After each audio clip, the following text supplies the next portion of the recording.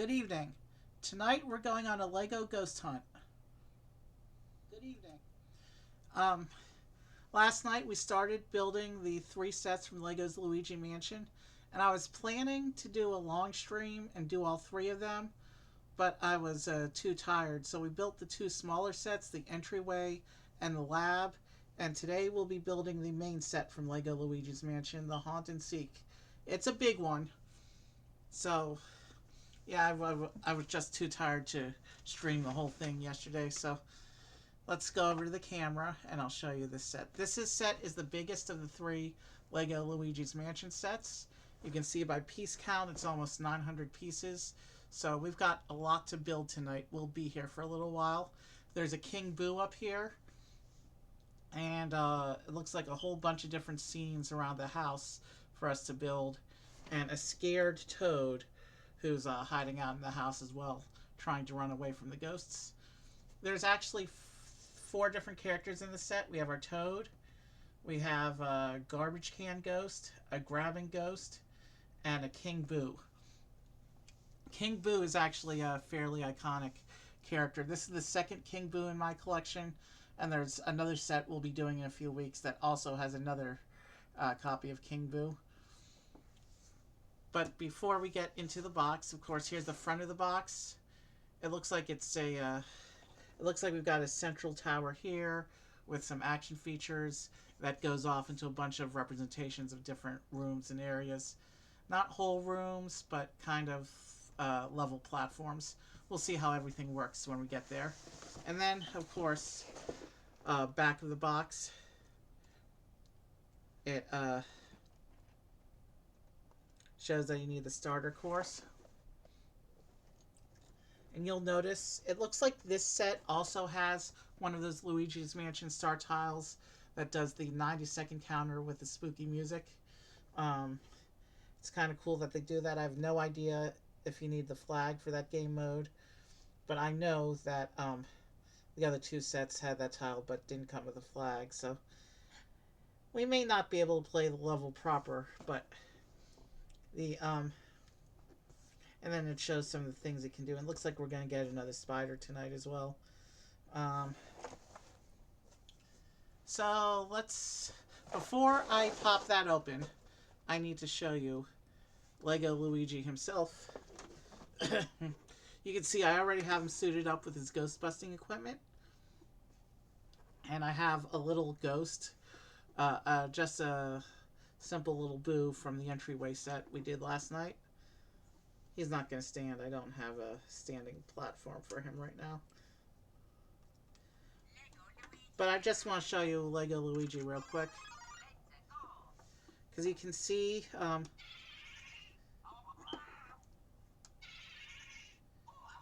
if Luigi tries to fight the ghosts using the regular jump tile, then he can't, because these ghosts are special. Luigi needs his ghost busting equipment in order to fight these ghosts. So what you do is when you have this special suit equipped, there's a little button below the screen, and when you hold that, now he can jump on the ghosts, and the ghost jump tile will work like fighting a regular enemy.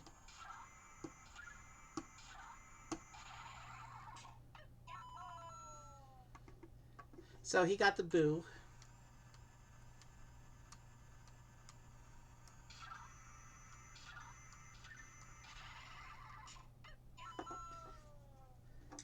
Yeah, sorry I'm having too much fun. Alright. We'll set this Boo aside because he's not part of this set. And I just knocked something off my table, so hold on a second. Not this table. You can see there's nothing on this table except Luigi. I knocked something off my side table, which is problematic, so. Because I have the builds from last night there in case any of them feel like they become relevant tonight, so. Probably not, but other than the ghost busting suit here, but I still wanted to keep them accessible just in case. So we'll leave Luigi in the corner here. And I'll see what it is I knocked off. Oh. Just a ghost. Okay. Not a big deal. I'm actually going to leave him off his platform for now so I don't knock him off again.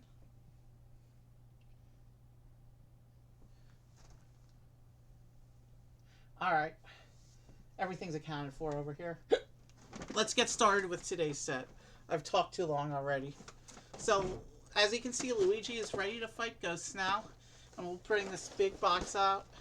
And this box doesn't have the standard push tabs. So, actually, let me set Luigi. This box is big. Let me set Luigi off to the side until I actually open the box. So, I have my trusty tool here to cut the tape.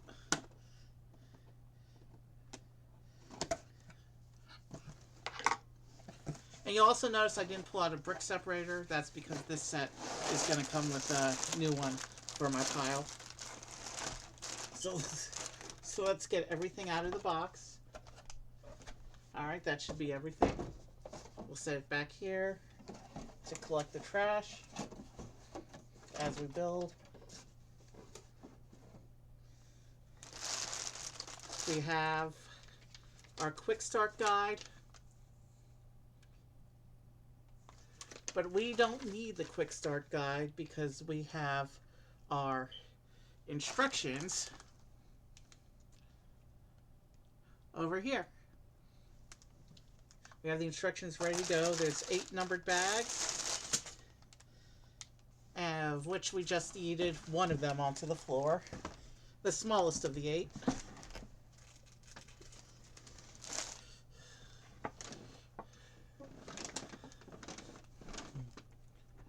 Let's see if I can get my area fixed up now.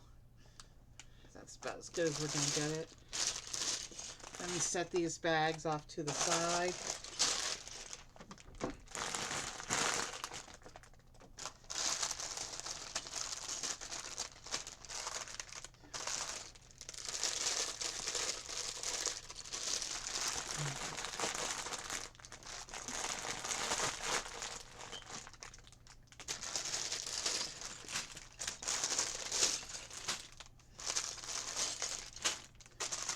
We have bag 1 in front of us now, and we will bring Luigi back so that he can begin his ghost hunt. And we have bag 1 in front of us ready to go. So we can see here that's the instructions for the separator tool. And then bag 1, it looks like, is our garbage ghost. Bag 2 is the central tower unit. And then we have bag 3, we're going to get the red ghost. And the remaining bags are a bunch of different things to interact with. And then in bag 7, King Boo himself is going to come out. Now, in the 2 other sets with King Boo, they don't require the ghost hunting suit. Those King Boos, you can fight normally by jumping on them. The first King Boo set came out a year before this set, so the suit hadn't been developed yet. So that King Boo you fight normally. And then there was another King Boo set that came out a few months ago. We actually built that one on this channel. And since this suit's been retired for a long time, people buying that set would not have had access to the suit. They would have not have had ready access to the suit unless they knew about the aftermarket. So that Boo can also be fought with normal jumping. But in these 3 sets, the ghosts require the suit. Let's proceed with bag 1, which is our green ghost.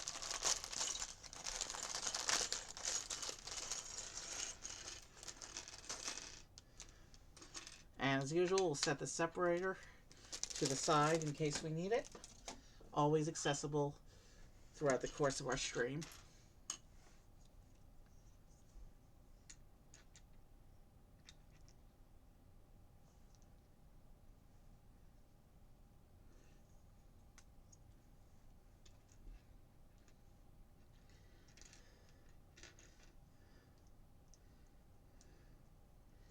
And I'm going to get right into the build now. I've calculated that there's going to be about 19 or 20 more Lego Mario streams before the series is complete.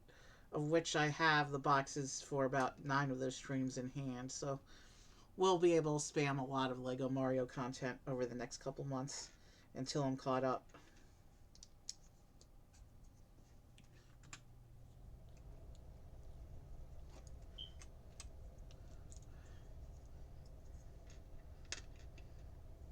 Oh, he's holding a banana.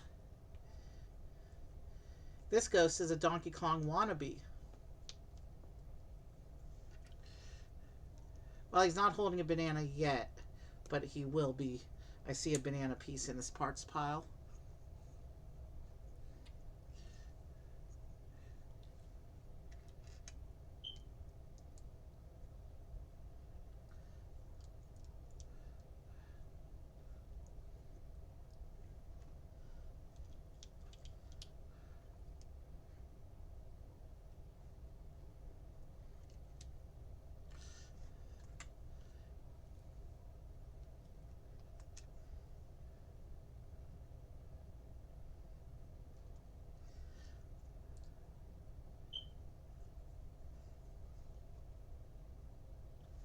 So yeah, he's got his little code tile now, and we just have to finish building up the rest of him.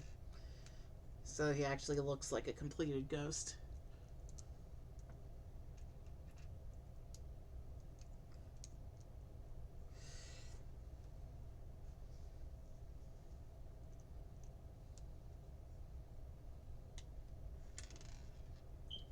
And I just yeeted a clear piece off the table by accident. Let's see if I can find it, because I can tell that's going to be a critical piece. Got it.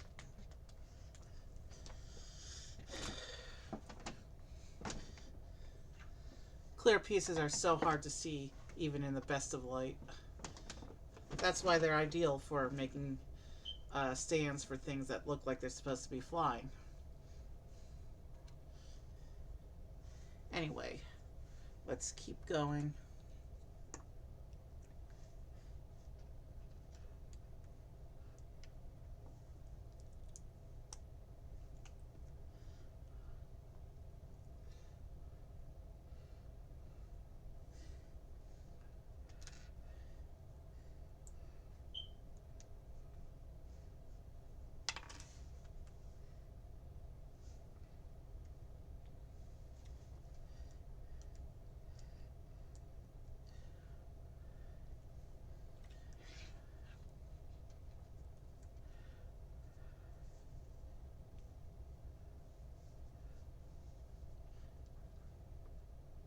So let's make him hold his banana as pictured in the instructions.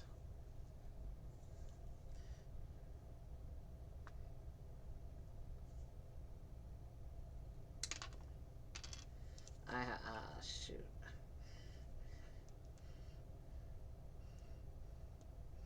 I'm not sure why the banana's not going in.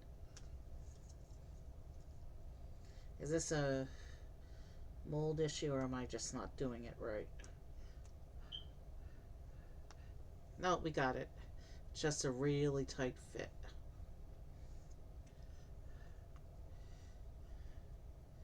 Alright, let's fix these other pieces I knocked off.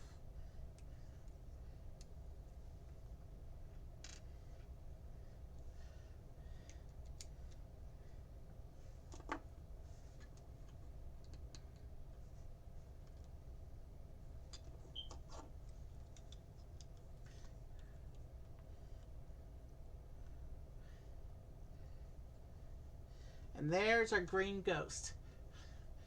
Here's his here's his tile, and here's his front.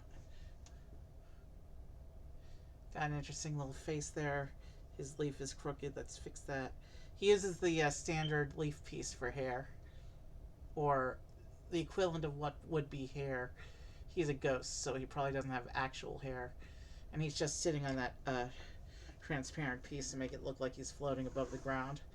And now we will fight him.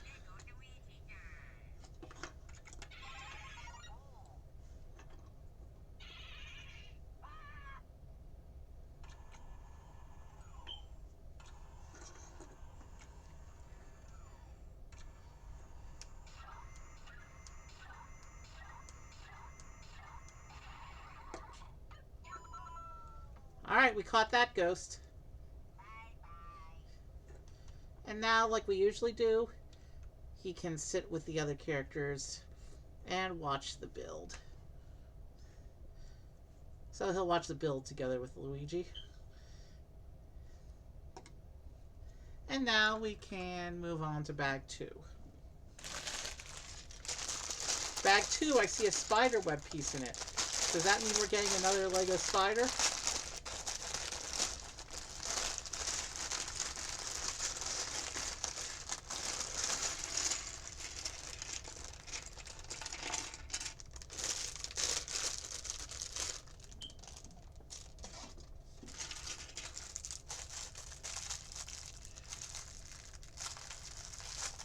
So this is a big set, so we'll do what we usually do with big sets, and as we complete each assembly, I'll move it off screen so it's not taking up space on the build table, and then at the end, when it shows us how to assemble the level and all the platforms together, we'll see a look at everything actually put together.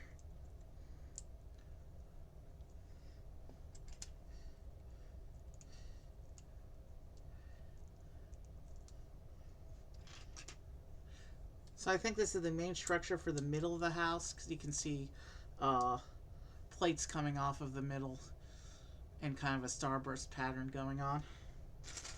And we have some of these A-frame pieces as well.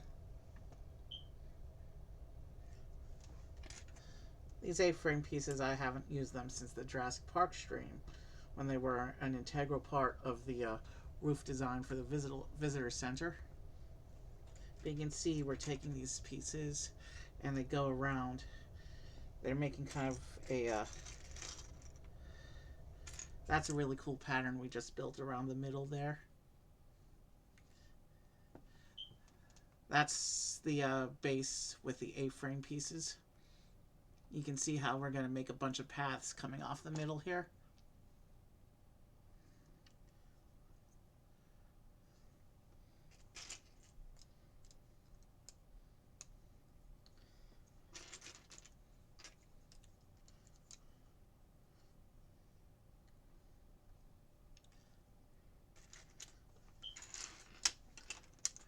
Alright, let's keep going with our build now.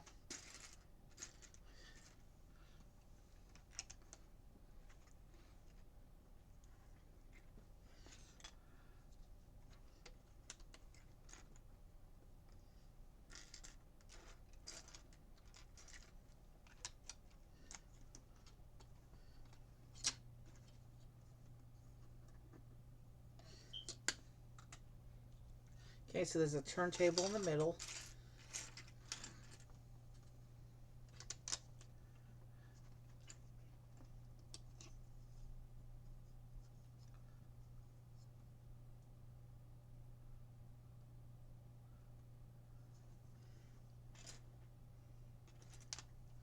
Okay, and now we just put these other platforms around.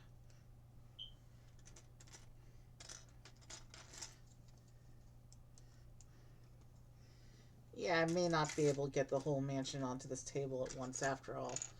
Maybe I was right to split the streams. Well, I know I was right to split the streams because I wasn't feeling a big 900 piece build last night after the 700 or so pieces we'd already done in the first two little sets. Well, the first one wasn't a little set. I would not call over 500 pieces a little set.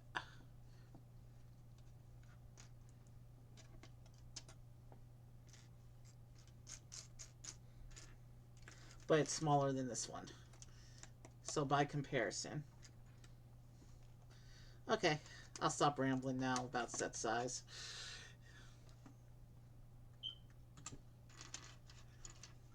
Okay, so we have this little starburst platform with a turntable base.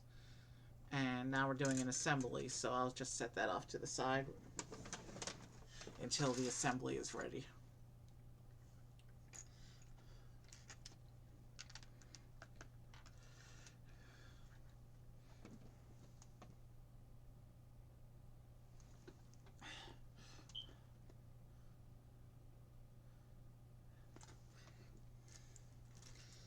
Okay, is that going like that maybe? There is a code tile inside this assembly.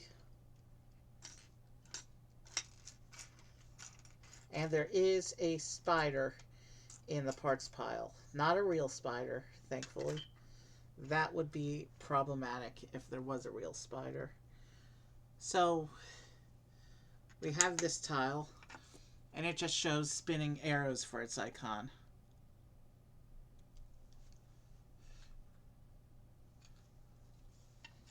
Let's keep going with the build now.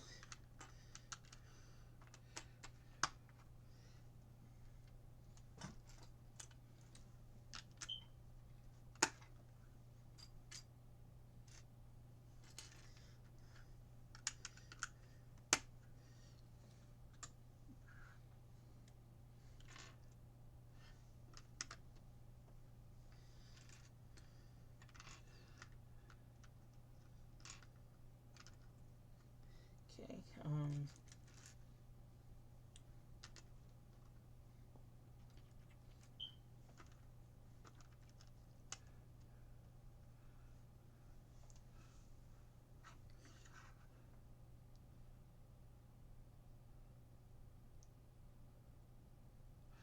okay, man. This is a dark color, so it's hard to read the instructions off of my screen. But I'm doing the best I can.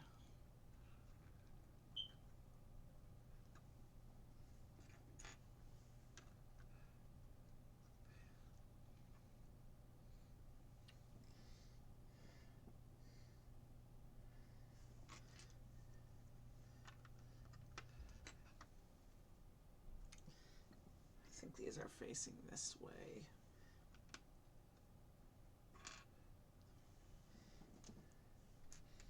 I hope those are all correctly placed. Moving on.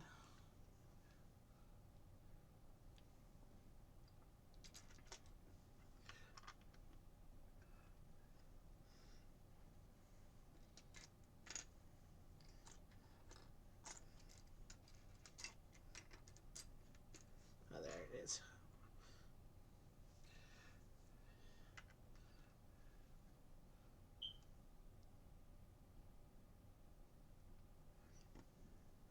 Okay, sorry I'm not talking much. I'm trying to concentrate because, like I said, these pieces are so dark that it's very difficult for me to read these instructions as they're printed. I don't normally have this level of difficulty with the instruction sheet.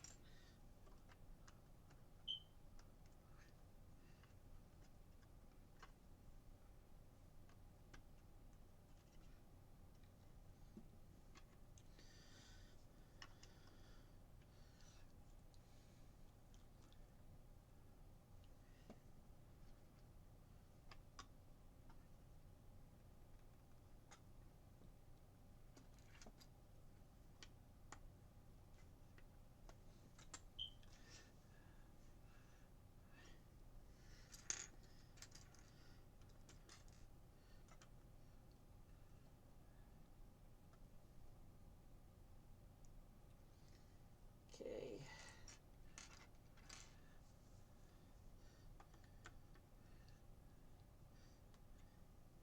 The build is finally doing some steps that that are fairly obvious, so it'll start to pick up again now.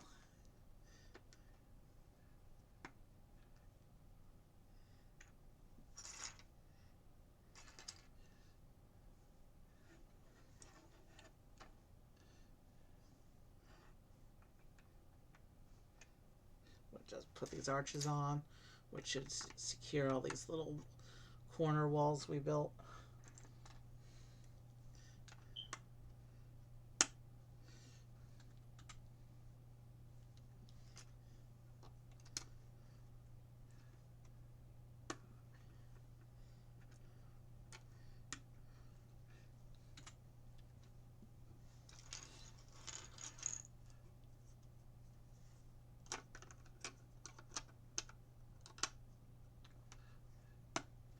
Okay, so that all lines up like that.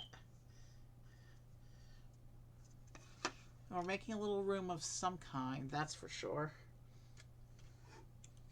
It's got that little rotating arrows tile, so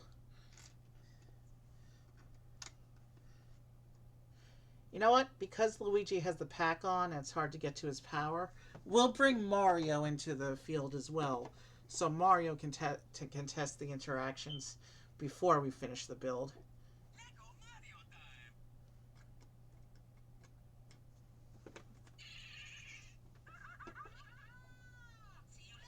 Obviously, Mario can't fight the ghosts himself.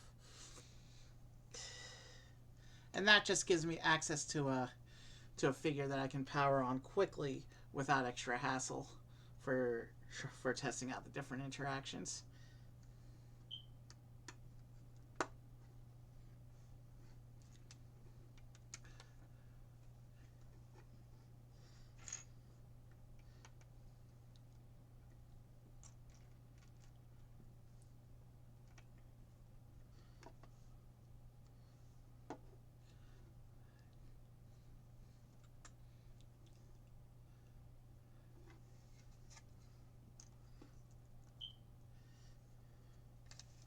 So is this a spinning room of sorts?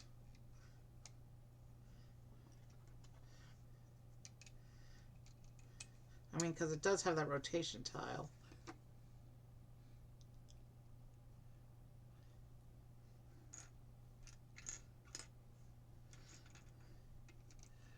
Let's finish putting the room together and see what we can guess.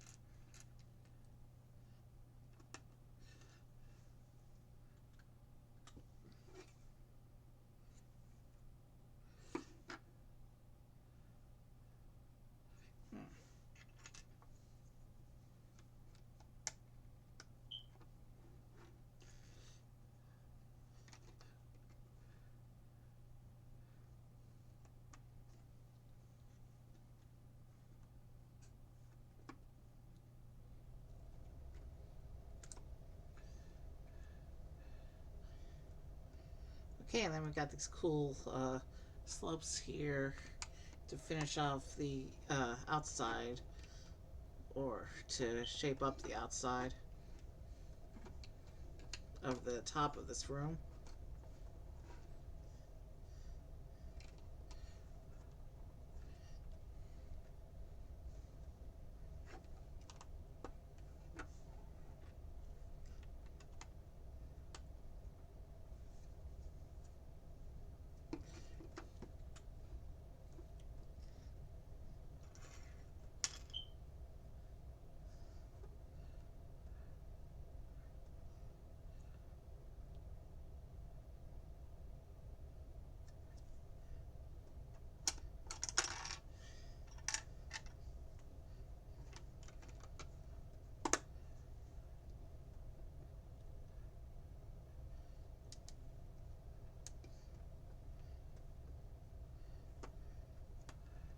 Okay.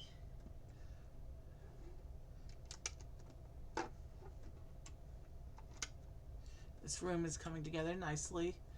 Still not sure what it's for, but yeah, that's not going to be very secure. It only attaches by one stud. So there's a bar across one side. Obviously, I need to be able to see what I'm doing, so I'll show you in a moment. There's a gold leaf detail at the top as well.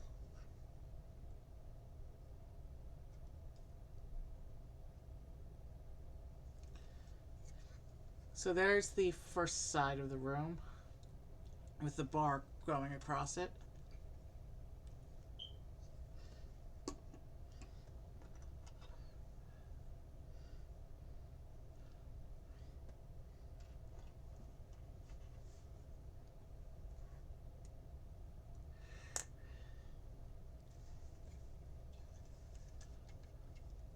And this side's getting a door. So the side directly across from the tile gets a door.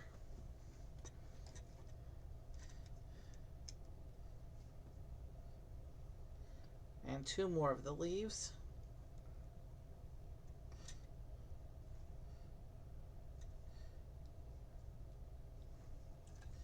So that's what that side looks like with the door. And it can be opened, but I'm not sure it's meant to be. And then the third side gets the spider web and a spider.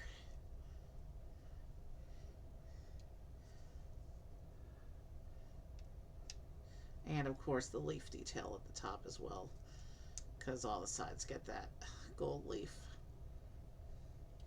Alright, and it shows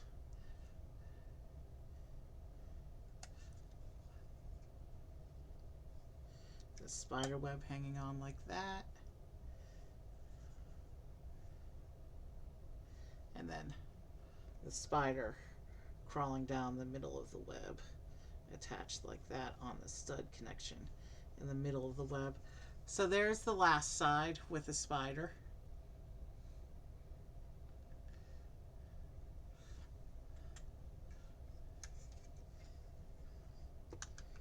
And it looks like we're putting the circular plate on, so yeah, this is the part that's going to go on the turntable, and this is going to be a kind of spinning room once I can get this round plate lined up with the anti-studs. There it goes.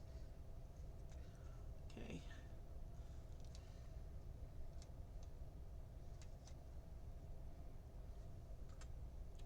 And that goes on the turntable. Yeah, I forgot this piece, but it's obvious from the instructions where it goes, so there we go. And here's our little spinning room.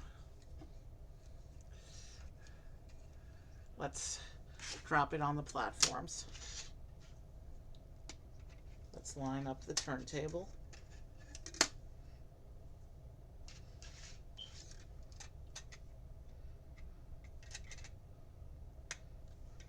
And the room spins around the platforms like this.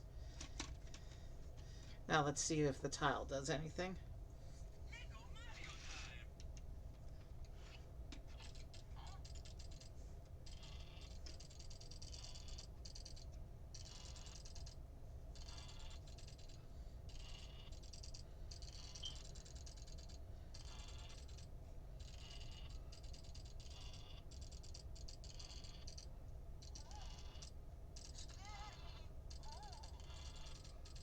Okay, that's interesting.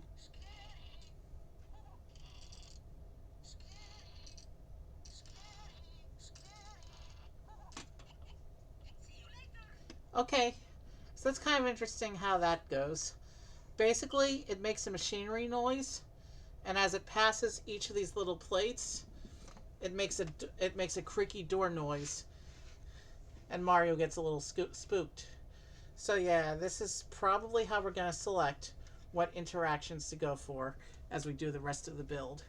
Let's set this unit aside and start working on the bag 3. Bag 3, we're going to start with the red ghost.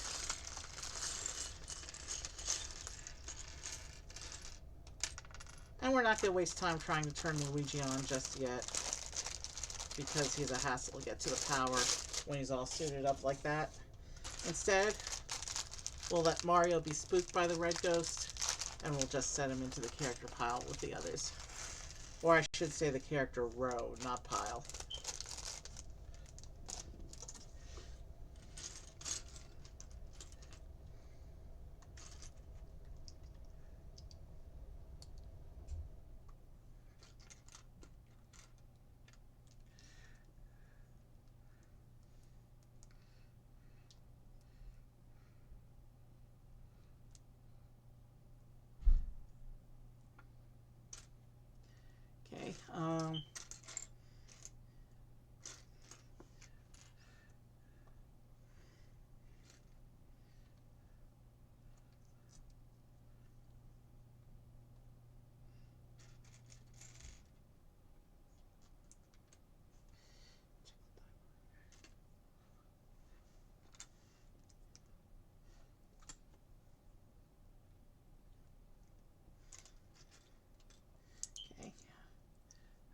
there.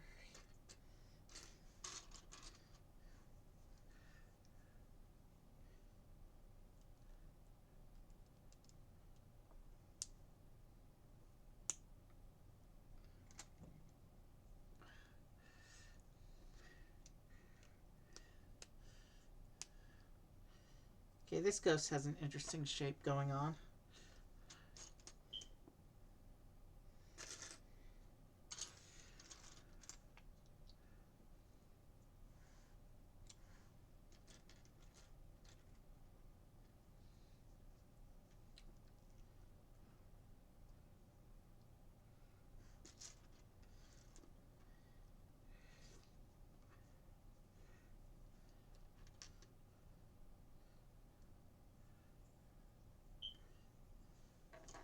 He's got this little tail section.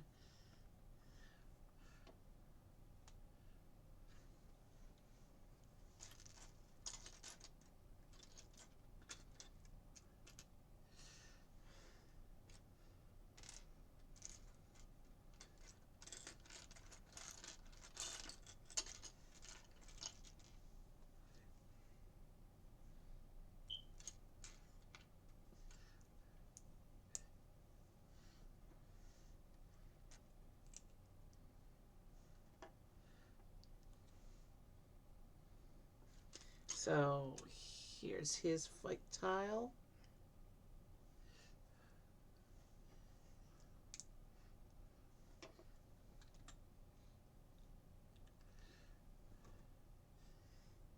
Okay. Ow.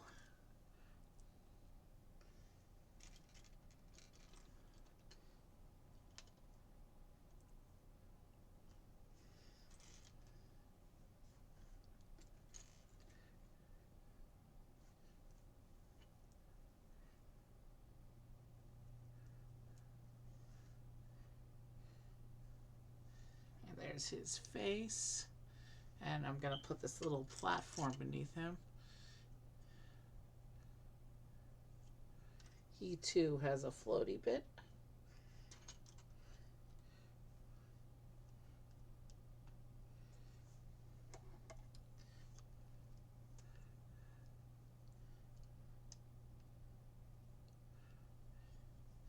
So here's the red ghost. He's got some interesting shaping going on.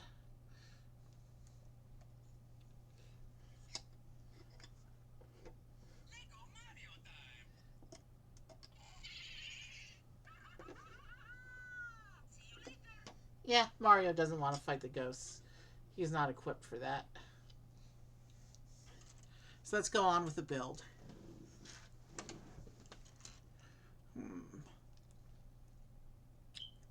The inset picture is too small.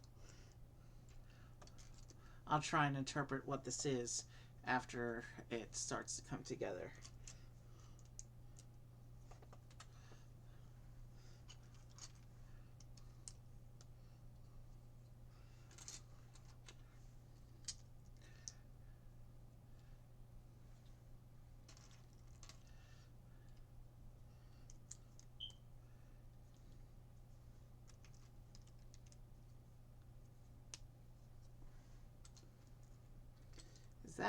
Is that supposed to represent a bit of cheese?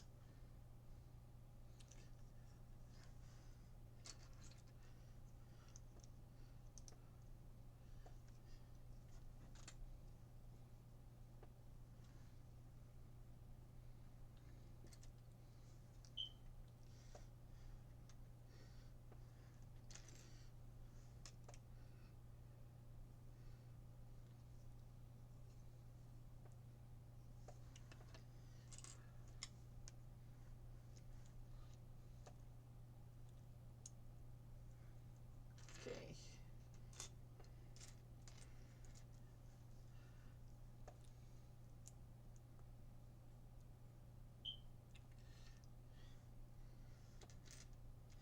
So my guess is we'll have 8 of these little platforms and side assemblies that'll go around the central pillar, the central rotating room, for different interactions that Luigi can have with his suit equipped.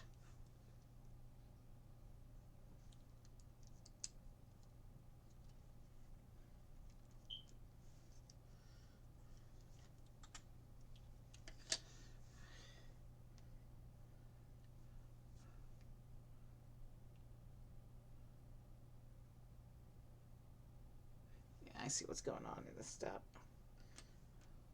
So it looks like we're setting up this area's action feature.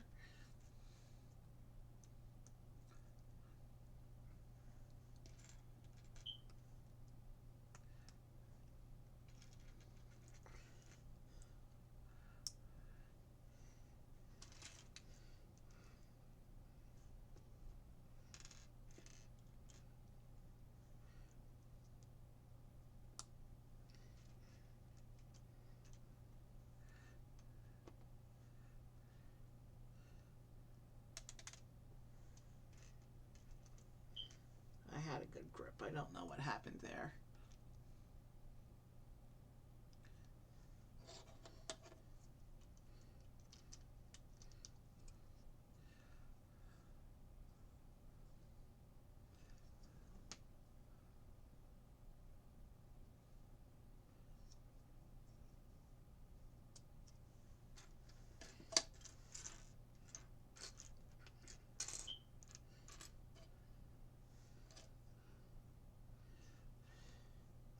And I do actually need that little blue piece that fell. Hold on. Let's see if I can get to it.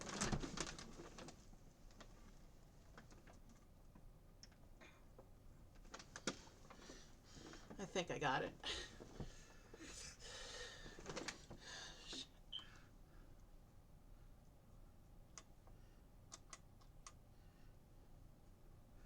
All right, where was I? Brackets. Okay. Ow. All right.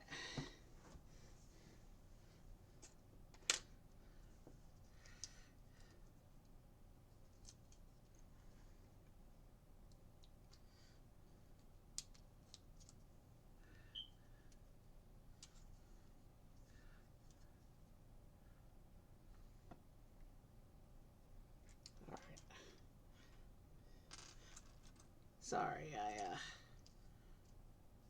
ran out of stuff to talk about temporarily.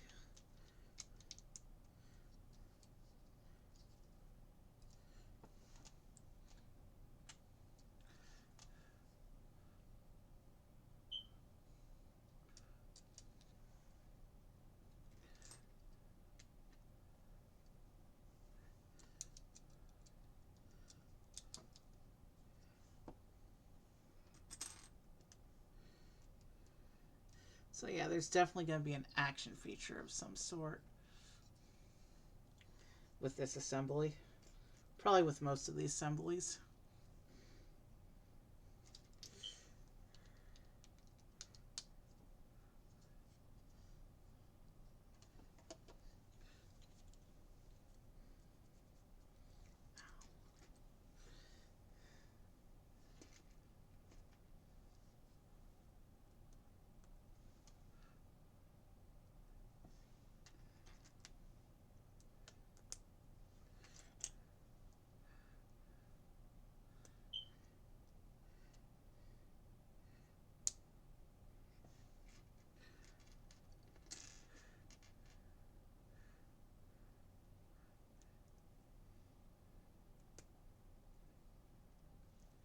Okay. This is a definitely an action assembly that we're doing, that I've got right here.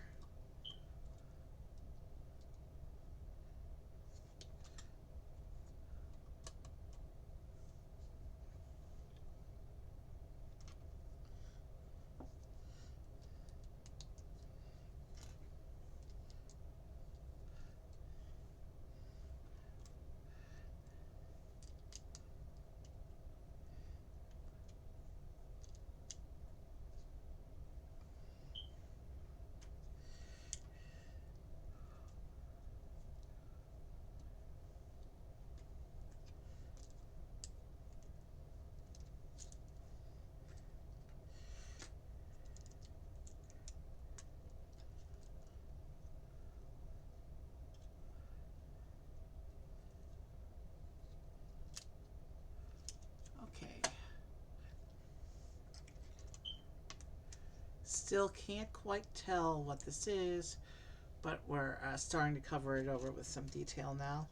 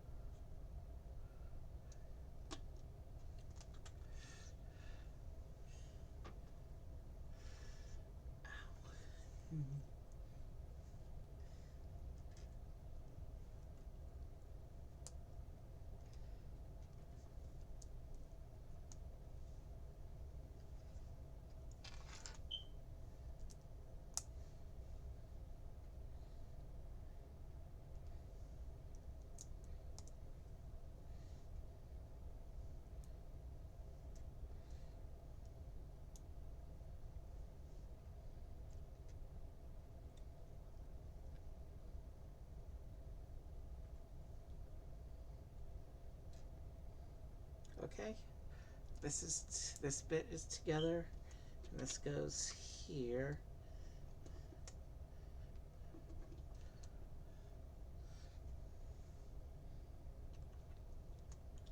And then we have some trans green going on here. Translucent green with an action tile.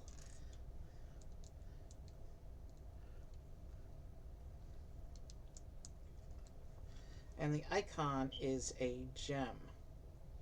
The icon is a gemstone.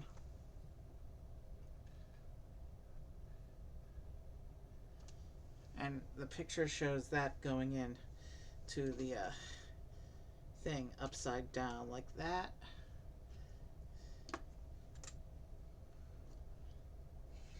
And then it shows another assembly here, which I'm not sure if it's related or not. So I'll just leave that one on the table for now, because it's small and doesn't get in the way too much.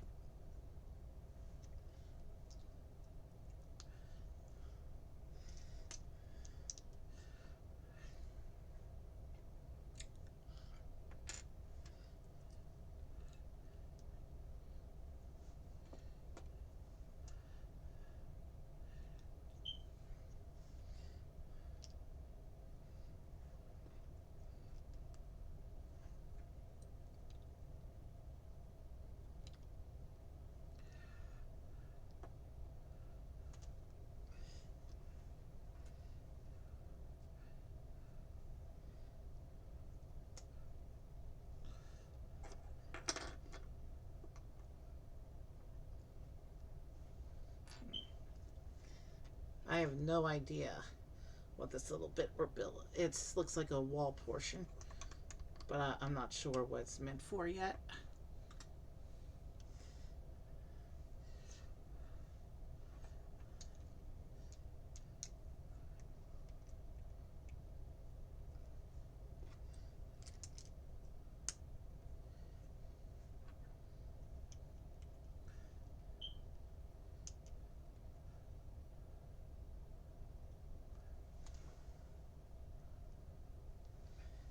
Okay.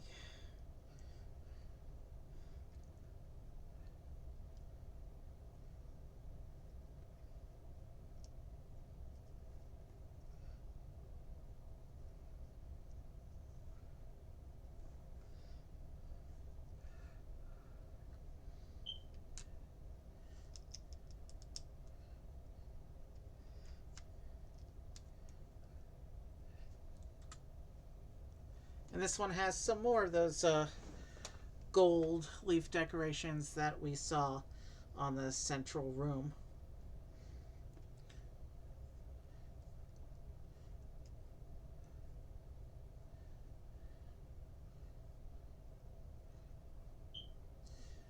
And then, okay, is this supposed to be a bed of some kind? Maybe. Let's just finish putting the stuff together here. And then it shows this going on top of here like this.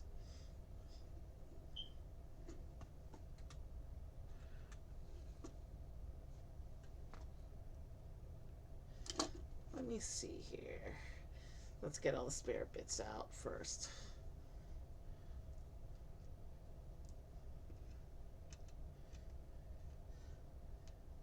It shows it going up that way though, so maybe it's not a bed.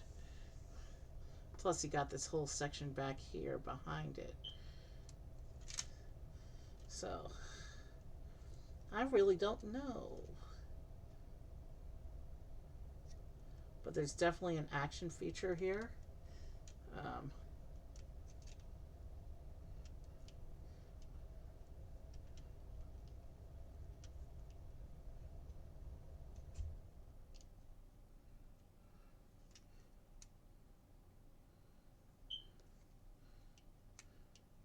I don't know what this lever is supposed to do because this isn't doing anything.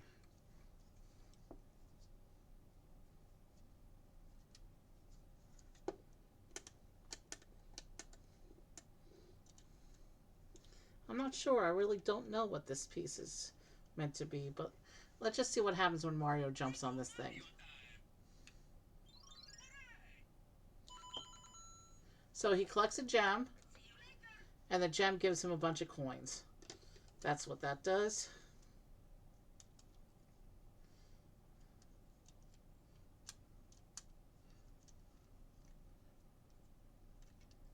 Did I not build the action feature correctly? Hold on, let me see. There's this bit here. Alright, so that's down as far as that will go. And then I put this bit here, and this bit here.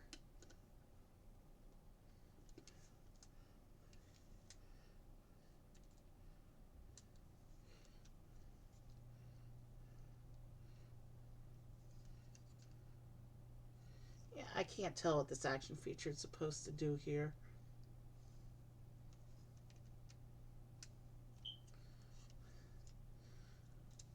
Well, I'm not going to fool around with it anymore right now. We're wasting valuable time. So let's move on to bag 4.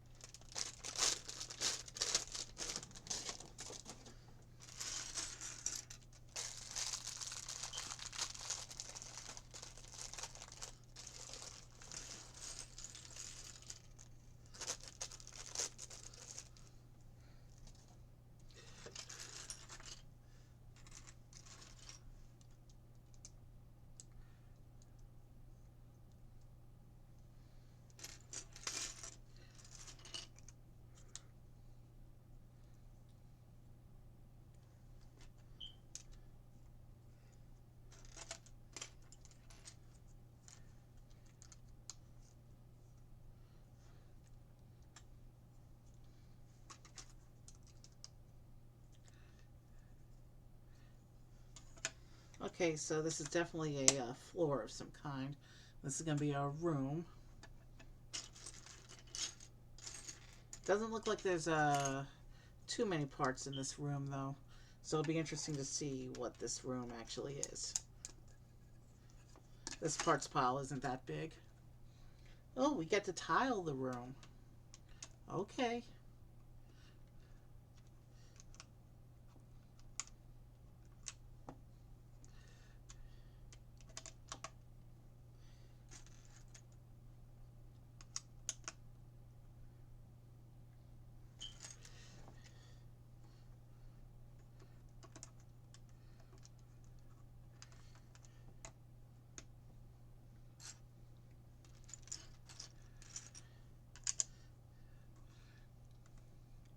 Smooth tiled off rooms are nice to look at. I like when Lego does that, even though those steps are a bit repetitive.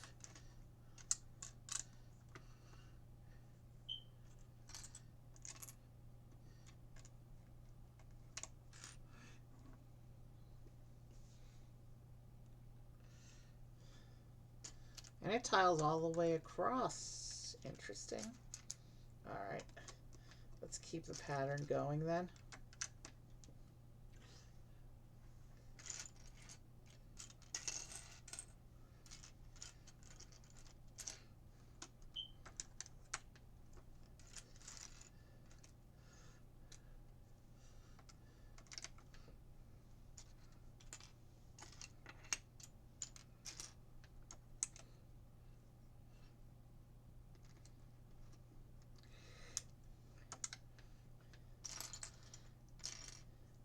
So the floor has a beautiful checkered pattern going on.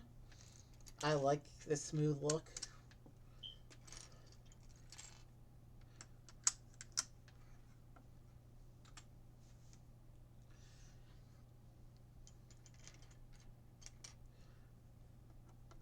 And we even have finishing tiles for the corners.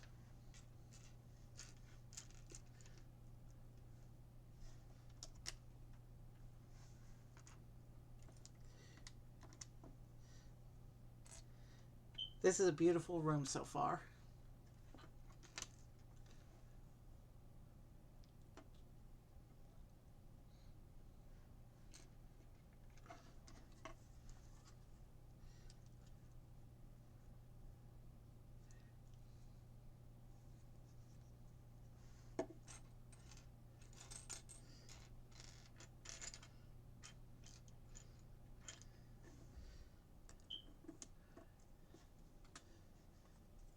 Ugh. I'm starting to feel the need to pee, so we're going to take a very quick bio break when we finish this bag.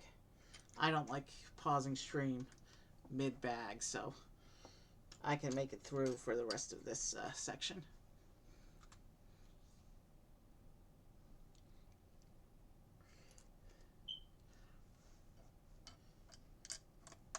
Did I use the correct piece there? Yes, I did.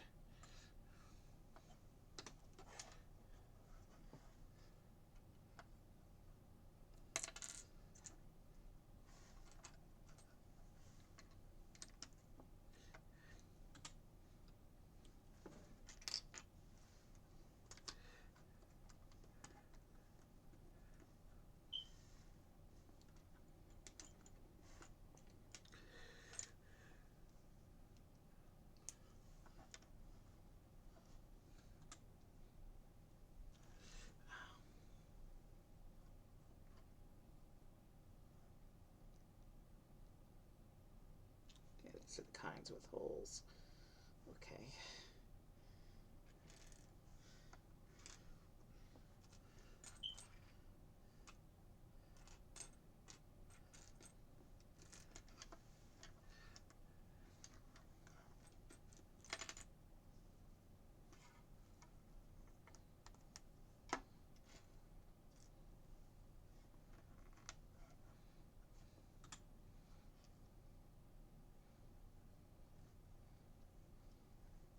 We're definitely building something up over here.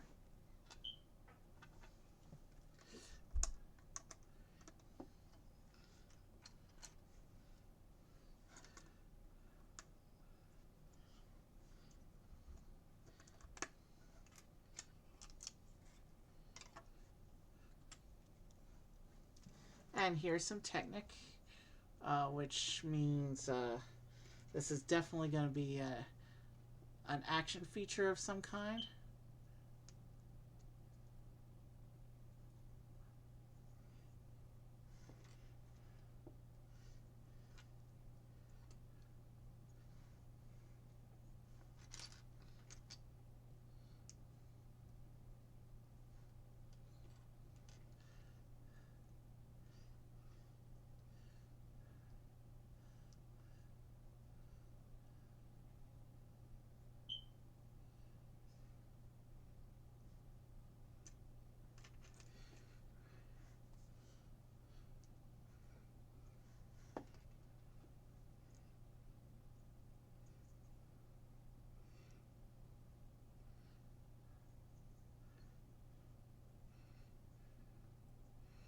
Okay.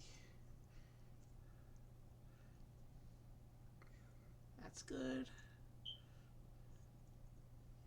And this goes in on which that hole.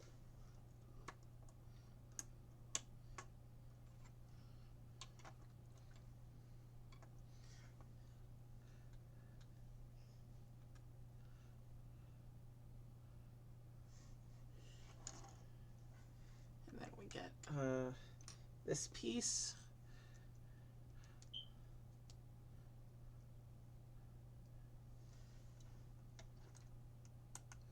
That one goes there.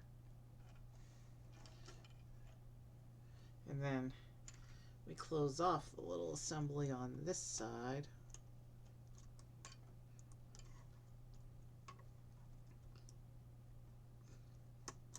If we can get all the pins to line up, we can close that off. There we go. So, alright, so yeah, it does this. It does this little flipping action, but I don't know what that's meant for yet. Let's keep building. Okay, we have a little assembly to do here.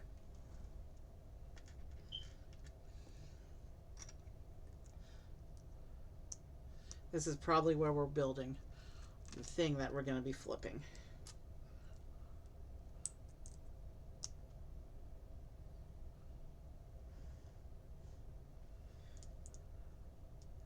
And there's a tile here.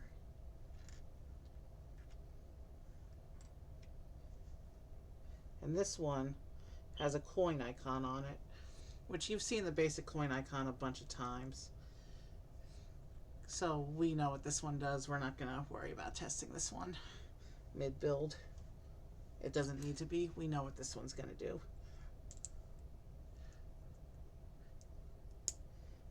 How it reveals that coin, though, we don't know that part yet. We have to finish assembling it so we can see how the action works.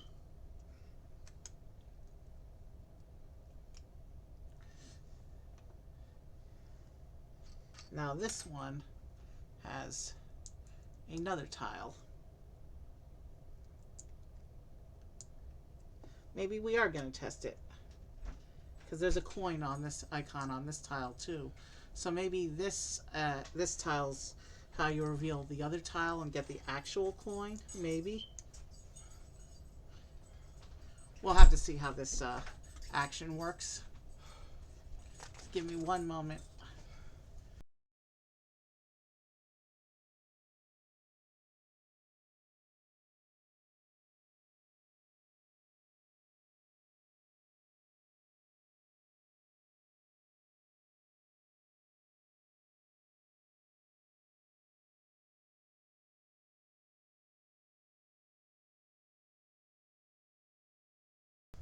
All right. Sorry about that. Let's keep going.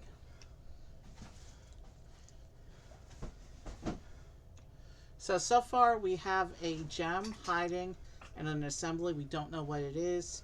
And we have this action feature that we haven't quite finished yet that's supposed to give us coins. It'll be interesting to see how all the different rooms line up at the end. We still got a bunch of them left to build.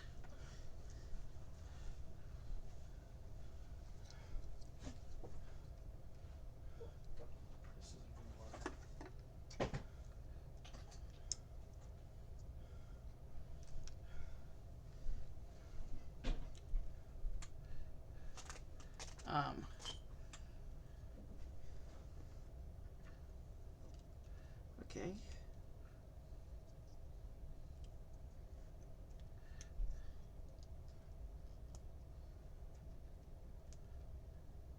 Is this meant to be a representation of a miniature pool table? I've never seen that in Lego before.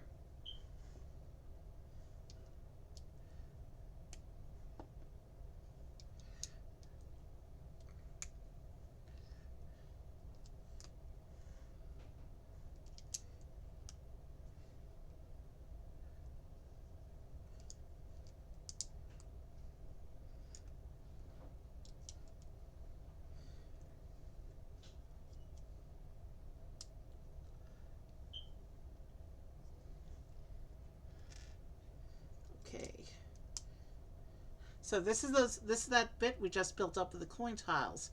It looks like a miniature pool table.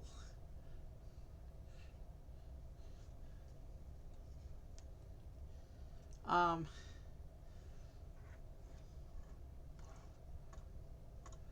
and it shows this connecting in to the hole on the side like that.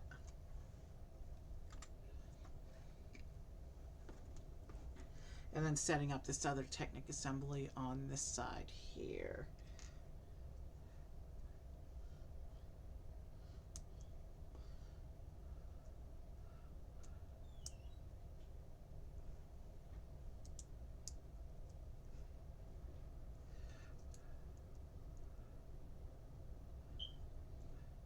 And then this will attach into the hole on this side of the little table and secure to this side. And it looks like a floating pool table now. And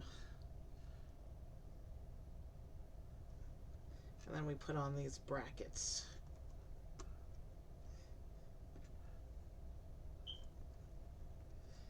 And just secure all the assembly bits on this side with these tiles and the jumper.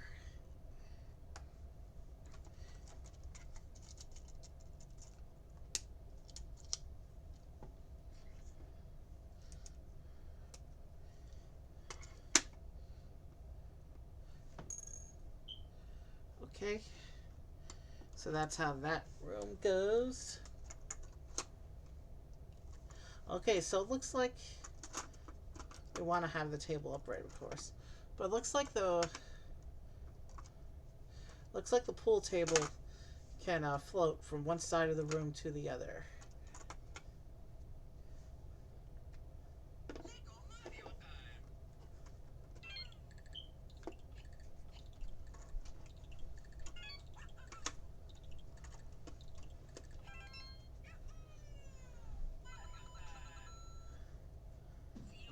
So to get the coins, Mario or Luigi has to jump around the pool table as it floats around the room, and then flip and reveal the final tile at the bottom. So they have to hit the first two when it's upright, and then they have to hit the one on the bottom. It's almost like the 1, 2, 3 blocks we saw last week in the beachfront set. So it's a pool table that floats and jumps around the room. Every time you jump on this panel, it flips the table.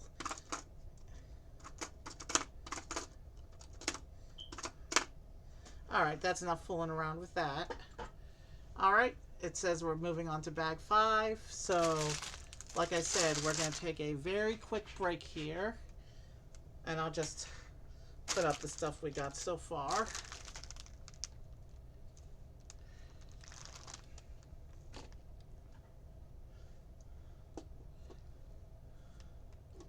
And now you can see all the bits that we've built so far.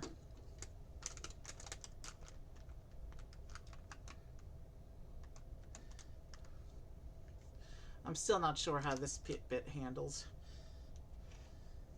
But hey, spinning room in the middle of the set. It'll be interesting to see how the other rooms develop. And when we come back, it'll be time for bag 5. Bag 5, it looks like gives us two more little detail platforms. Looks like a window, and not sure what that other thing is. The picture's too small. And we're gonna get a scared Toad character as well. And you know what?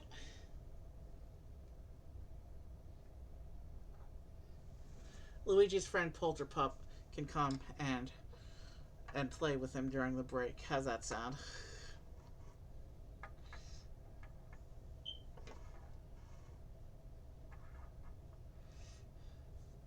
There, Luigi and Mario can now play with Polterpup during the break. He's from last night's build. If you didn't see that, it should be on YouTube soon. If you want to go back and check out the builds for the entryway in the lab. So, here's what we've built so far tonight. And I'm going to go take a very quick break, and then I will be back to finish the rest of this house.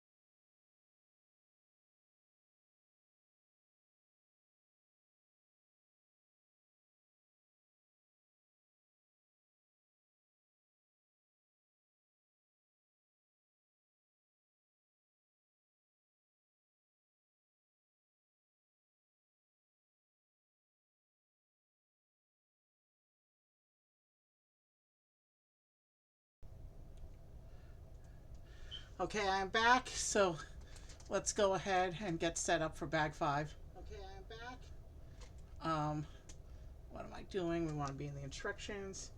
Um, we'll take the builds out. So bag 5, we're going to get 2 little sections and a toad. Um, Polterpup will go back off to his set, which is sitting off to the side here.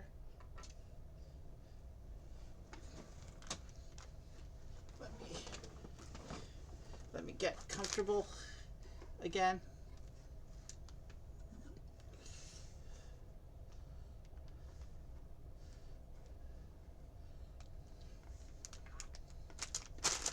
5.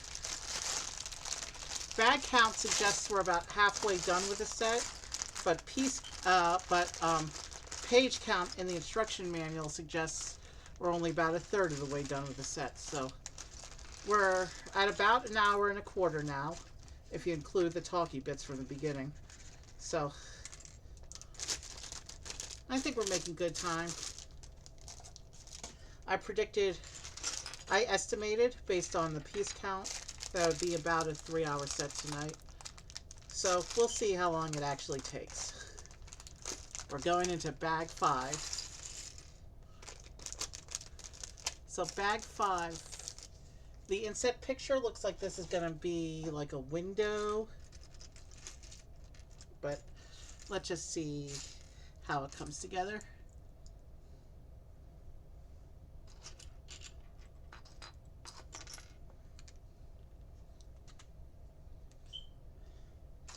And there's a tile here.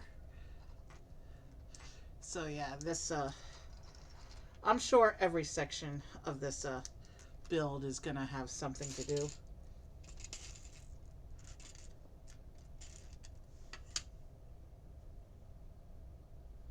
It's an exclamation icon, which I think means, I'm not sure what that means. I think Toad is a regular speech bubble. So I guess we'll just have to wait, and we'll let Mario test it out when we finish the build.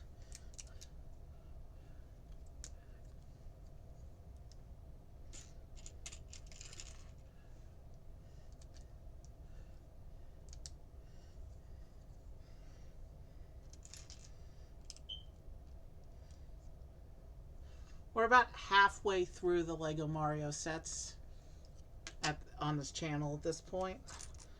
Approximately. It's hard to say. It's hard to put an exact percentage on.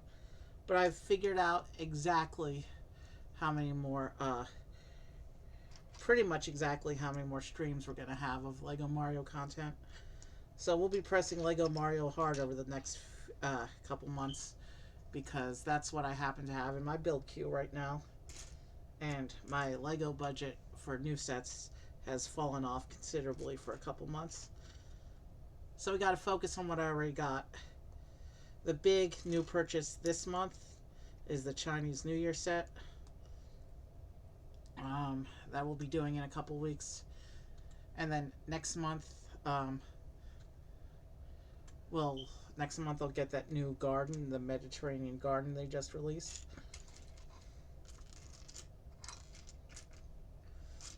And we'll space out the last couple Avatar sets, the Mario sets I have in hand, and any Lego budget I have beyond the garden set for the next couple months is probably going to go to Mario sets I don't have yet to get them into the queue.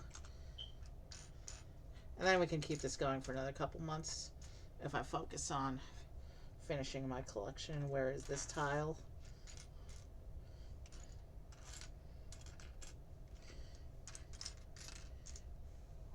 I like how every Mario set I build brings some new interactions and new ways to play to the game system.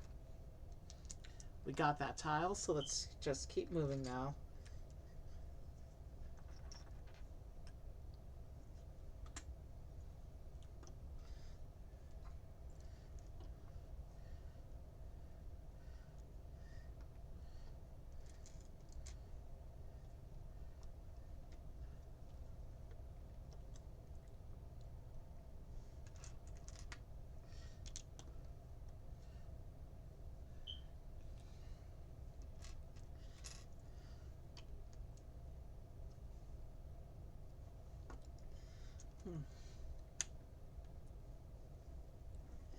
All right.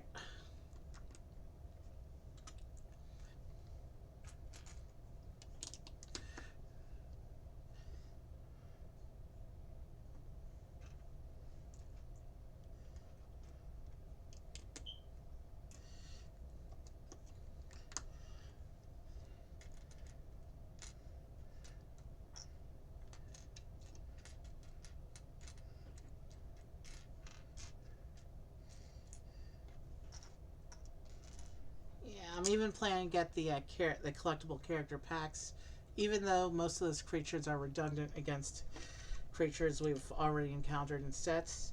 Some of them are exclusive to the character packs, so I will be getting those. I'm going to try and do a marathon stream for those because those are all smaller builds. There's 56 of those total.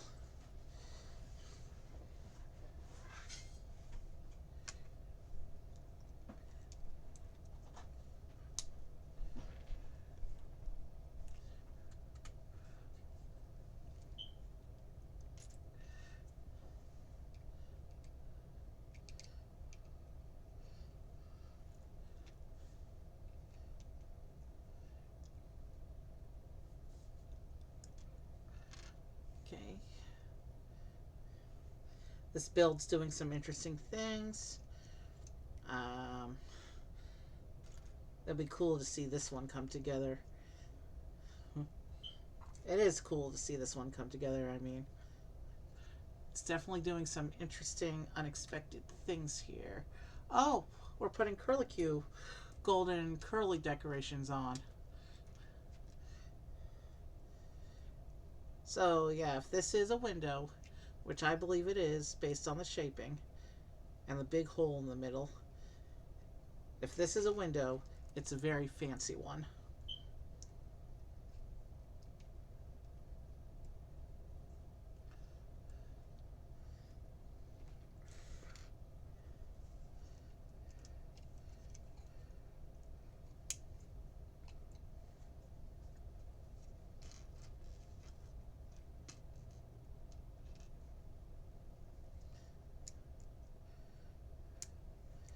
That's what those curly bits around the window look like. Very pretty. Okay. And it shows it sitting on the platform like this in front of the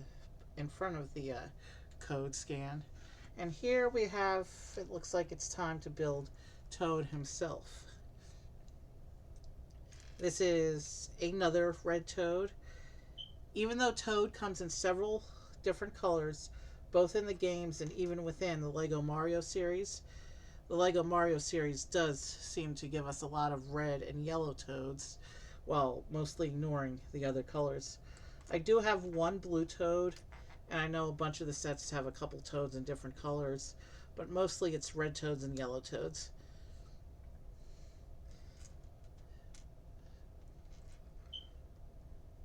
I think this will be number 6 Toad for me overall at this point.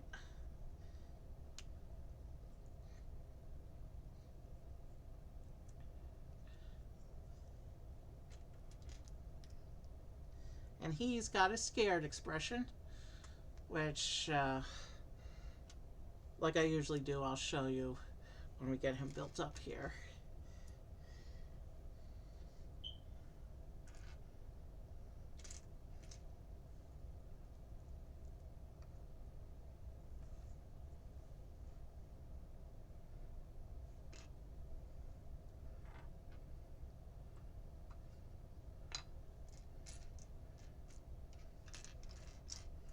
Alright, we need that hinge plate. Oh, I was looking for the wrong color, that's why I didn't see it.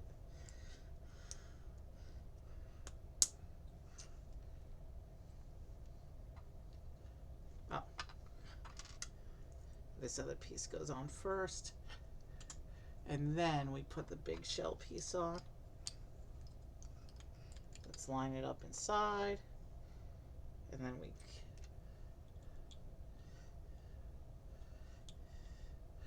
and it gives us a little platform for him to stand on as well.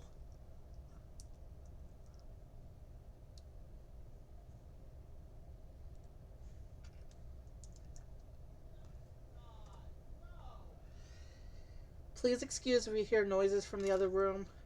My brother is watching the playoff game. His team traditionally sucks, and they managed to make it to the first round of the playoffs this year. So he's watching the game in the other room.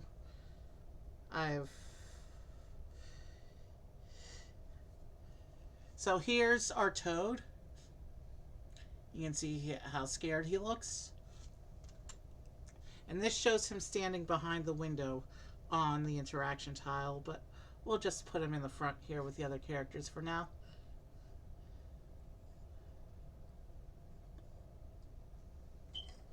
We'll move the ghosts over so he can stand with Mario and Luigi.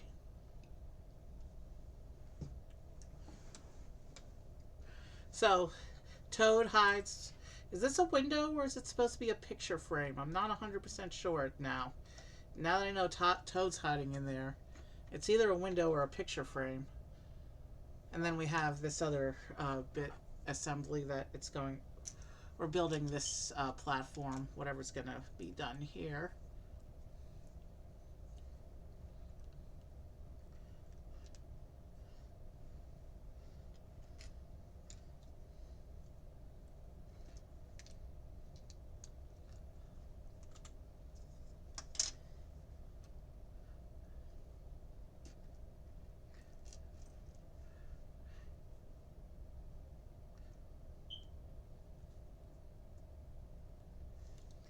Okay. We're doing a Technic assembly again, which means another action bit is being formed up here for this platform.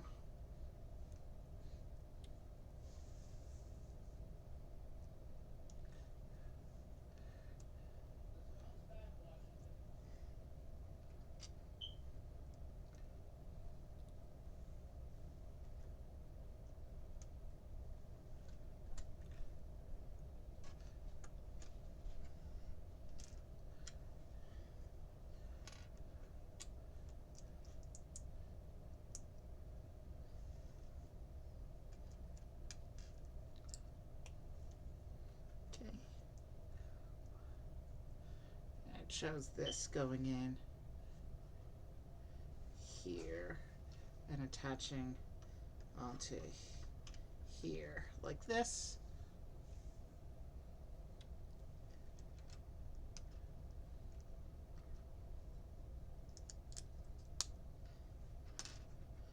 And then we'll put these over here. And then this goes. I did not line that piece up correctly, but that's fixed already.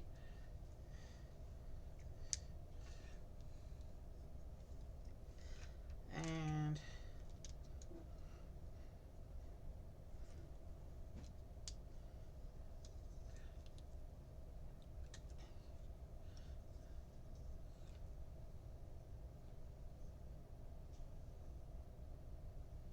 okay.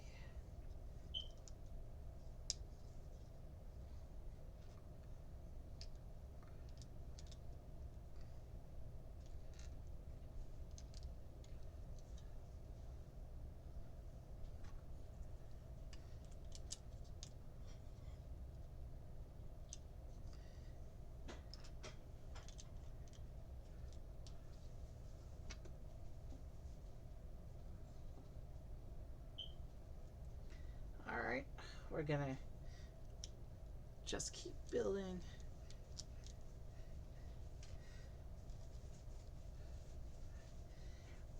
I'm at a part where the instructions are very dark and hard to read again.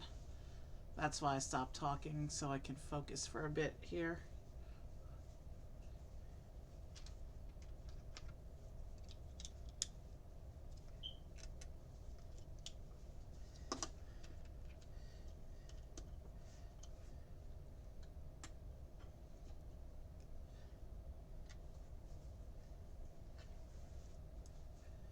Okay, this looks like ice block of some kind. Why do we have an ice block in the middle of the haunted house, though? Oh, it's another tile with a gem icon. So this isn't ice. It represents a hidden gem.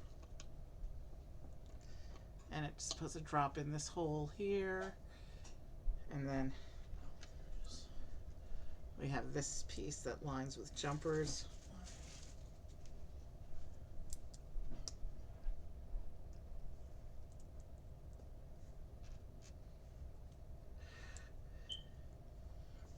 go on here. And actually, if you pull this out, it raises up the gem block. So that's how that action feature is going to work once we finish building up around it and play it for real.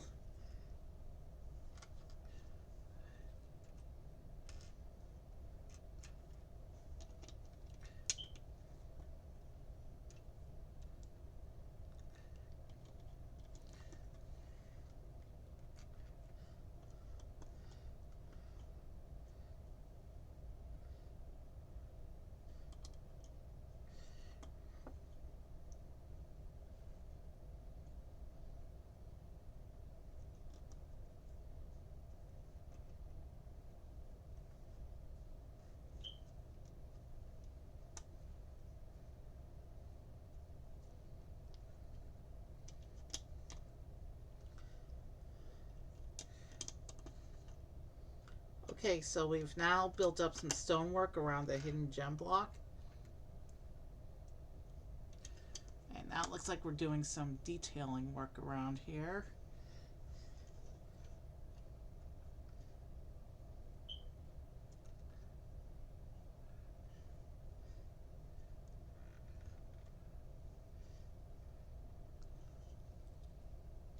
It shows this little silver cup being put on the platform off to the side. And we have this clip brick here on the jumpers. And it looks like we get to build a little candelabra, complete with red candles and some of the classic flame bits.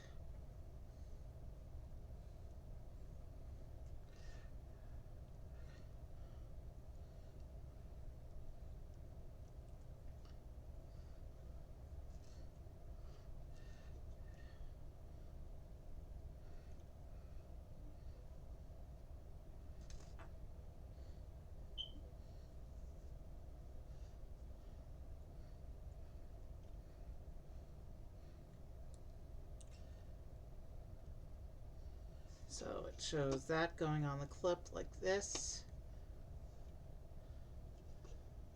And it looks like we're also creating a kind of a covered platter for the gem to hide under.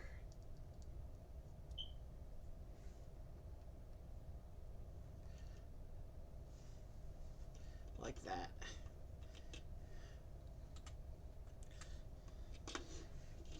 So here's our little candlelit dinner scene. Very nice. This is one thing that I do recognize what it's supposed to be. Let's clear these spare bits off and then we will let Mario try out these two bits we built in bag 5.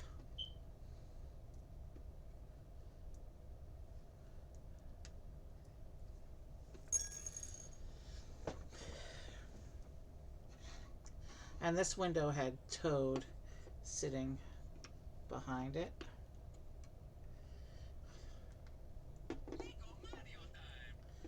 So Mario can come along and rescue Toad.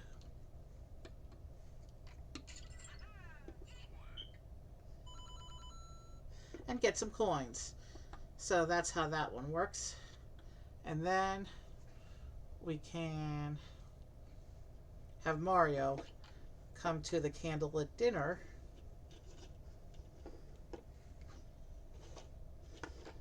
and as he looks around the table he can pull down here, pop up the dinner to reveal the gem.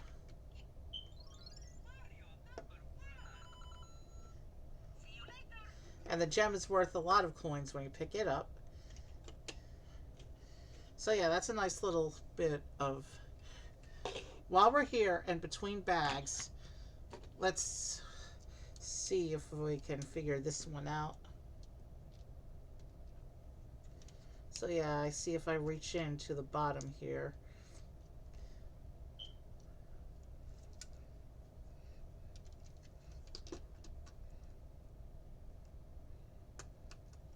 So yeah, this little blue bit inside is supposed to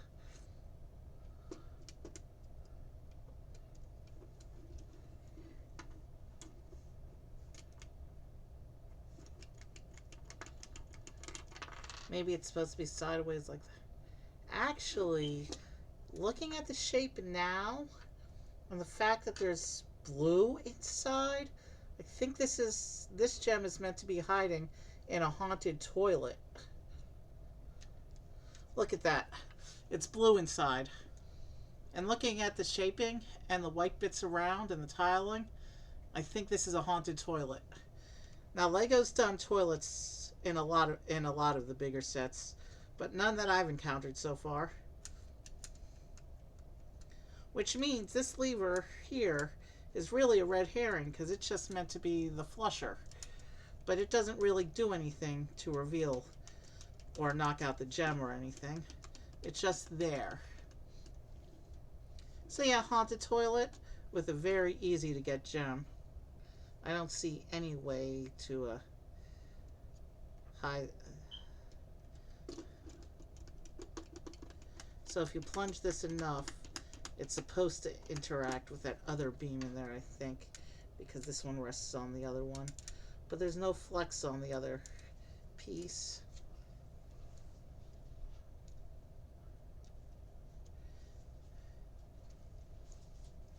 And on the back side of the toilet, that might be a mouse hole because that definitely looks like a piece of cheese. In fact, that 1x1 slope piece is commonly referred to as cheese slope, and here it is in yellow, the color of classic cheese. So, could be a mouse hole behind the toilet.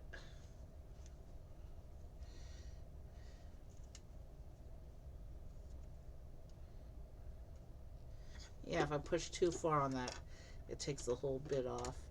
Let me just do a quick little partial disassembly here so I can see what's going on here. Yeah, it doesn't look like there's enough range of motion for that to actually do anything. And that stops the little flusher bit, so yeah, I don't think that's really meant to be an action feature.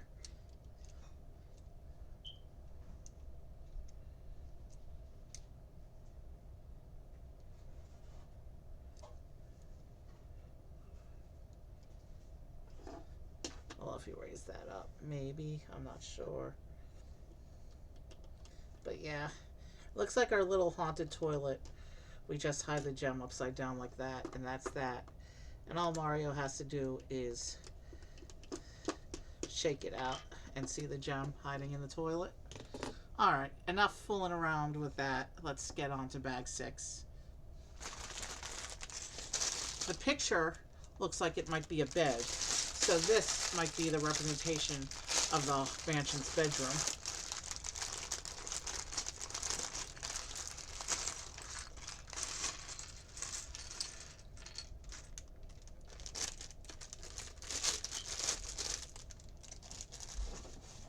But yeah, at least we figured out what that build from bag 2 was, right? I'm going to go ahead and say bag 3 is a pool table. It's got the right patterning for it.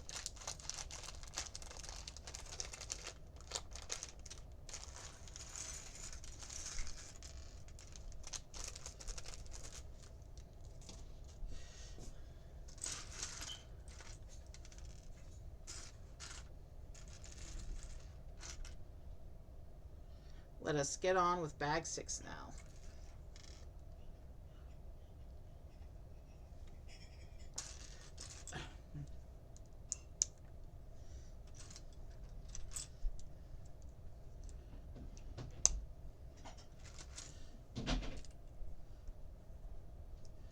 Oh, we're supposed to leave a gap, okay. Oh, but not on that side. Alright.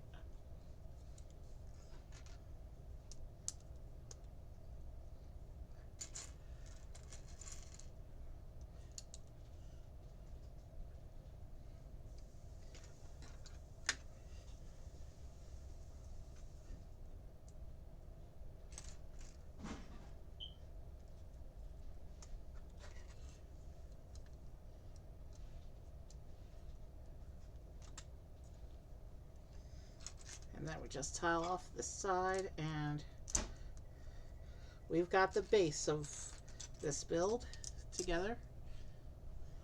And now we just gotta start building it up to reveal what it is and what it does.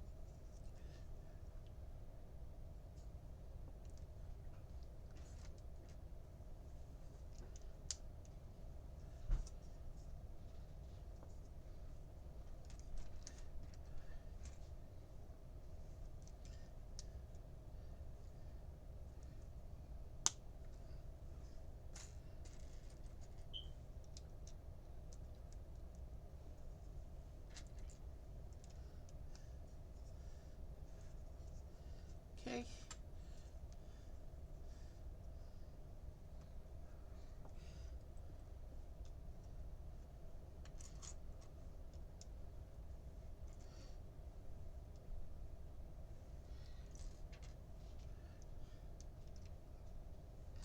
Oh, it's got another one of these pieces like we saw in the entryway set.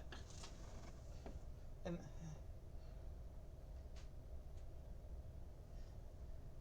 these made, and the black one version of this made up the base of the mansion gates last night. Here we have the gold version making up the decoration at the head of what looks like it's going to be a bed.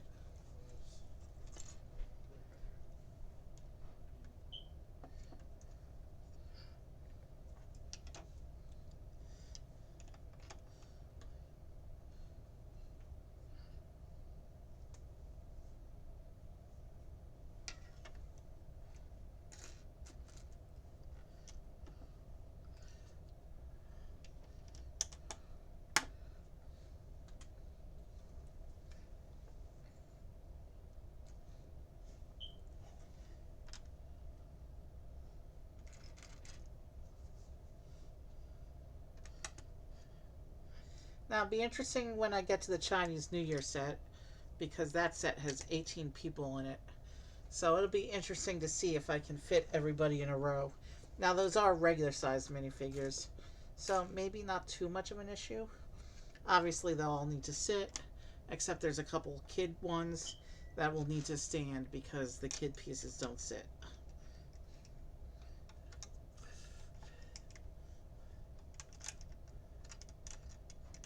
Yeah, kid minifigures are fixed leg, whereas the regular size minifigures, you can move their legs and make them sit. So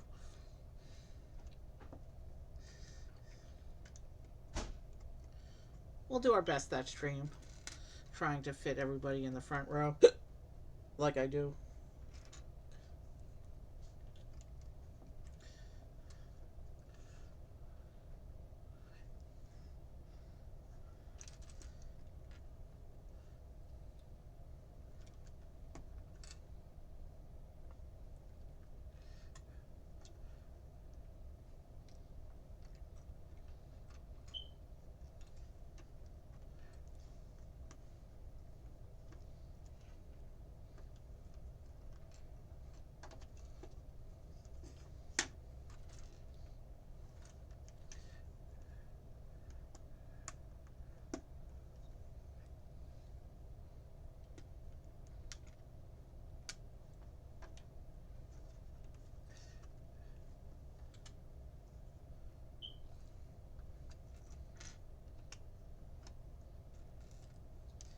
All right, let's. So it looks like this end of the bed is doing similar stuff to the front end of the bed. So I don't know which way, I do not know yet which way is meant to be the head of the bed and which is meant to be the end of the bed. So let's keep going.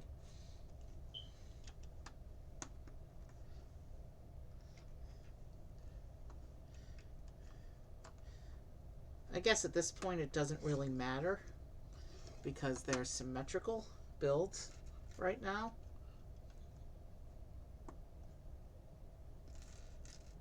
But I guess it will start mattering once we put in the details. Okay, we have a 2x build here, so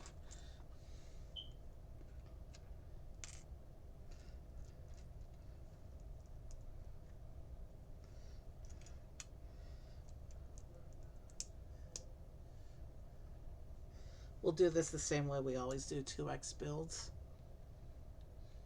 which is we'll build it, we'll build, we'll do one page at a time every copy.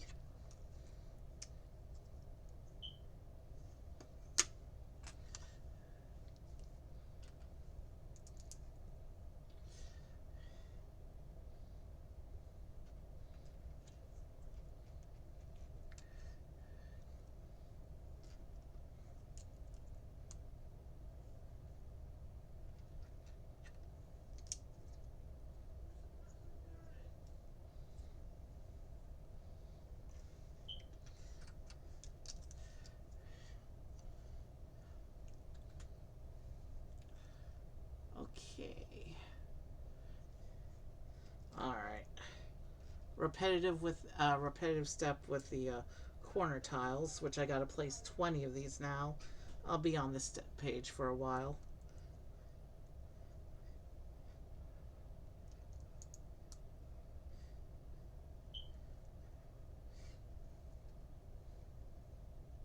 Yeah, there's 20 of these that I have to place across the 2 sections.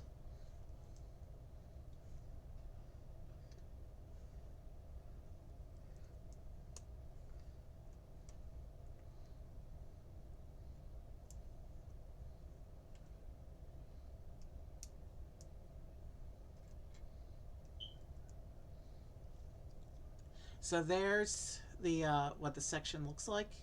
Let me attach this one, and then I'll go back and build the one for the other side. And this just attaches onto the frame like this. And now let me go put those corner tiles on this side, and we can get this one onto the model.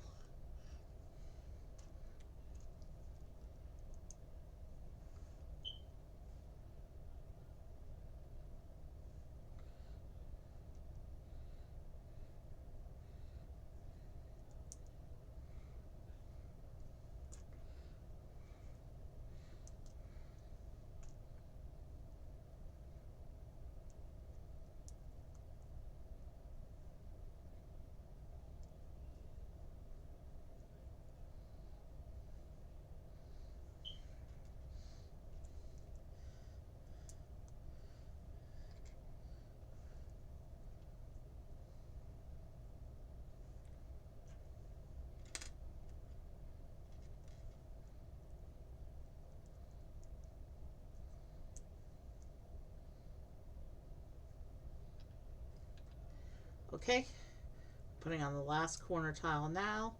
We can put this section onto this side of the frame here. And now that's all in.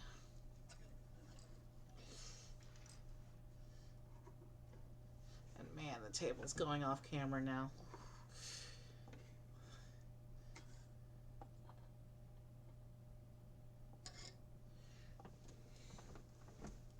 So here's what it looks like so far.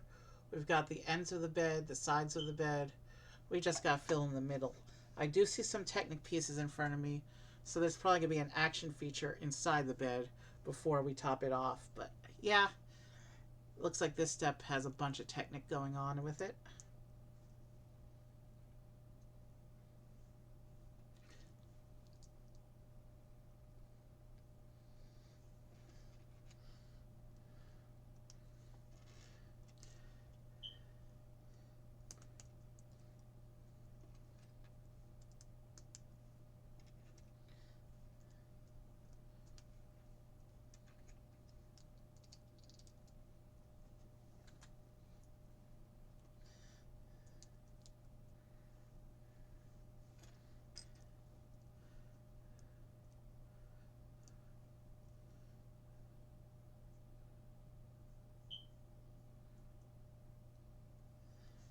looks like it's offset by 1.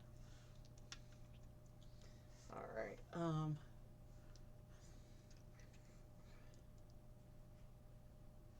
then we're putting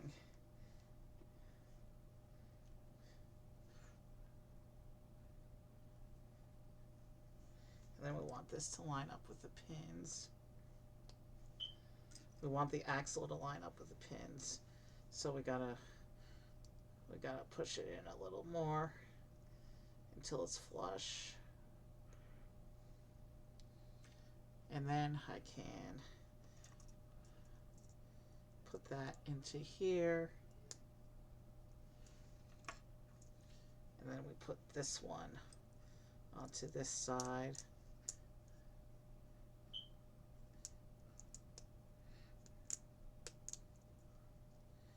Okay, so that this blue bit here tilts about this way.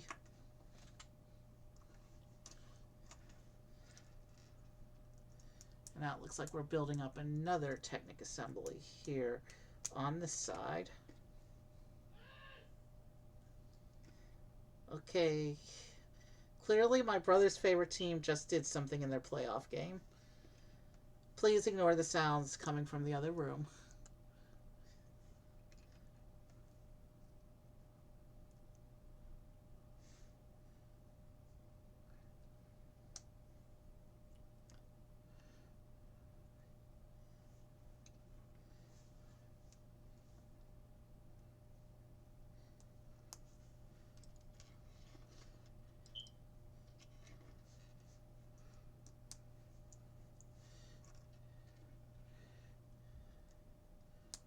All right.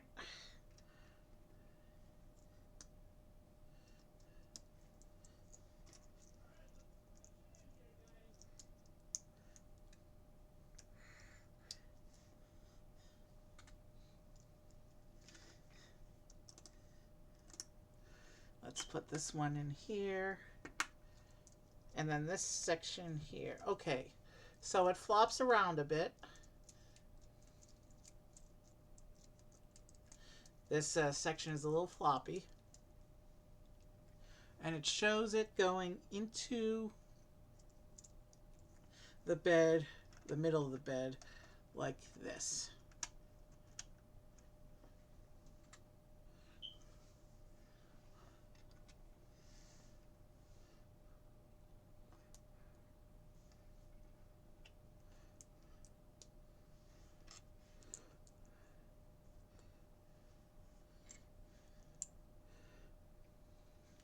And then we're building up this pink one.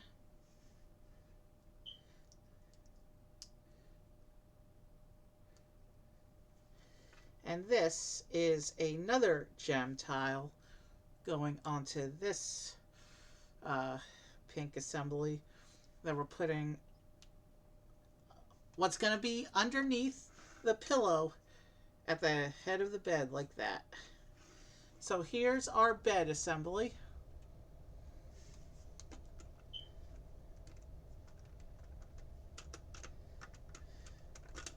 So if Mario wants to come in here and take a little nap, he can jump on the bed and reveal the gem.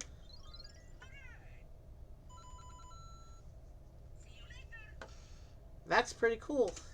Hidden gem inside the bed. We have a hidden gem in the dinner, a hidden gem in the toilet that we haven't figured out how to make work. I'm thinking about going back to the instructions of the toilet at the end of stream just to see if I did something wrong there. Bag 7 is going to give us our King Boo, our who's going to be our final boss for the for this set. And also another build for our little house here.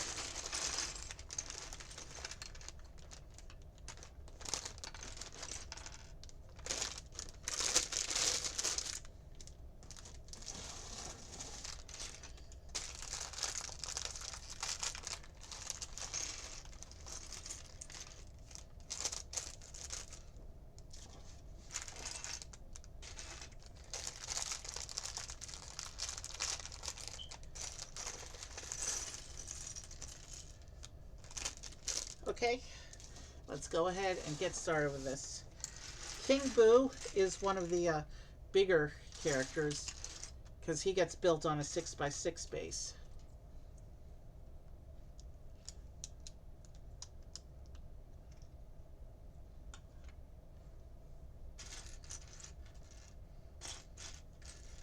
Now this version of King Boo is going to work a little bit differently than the others because this King Boo you need the ghost suit in order to fight.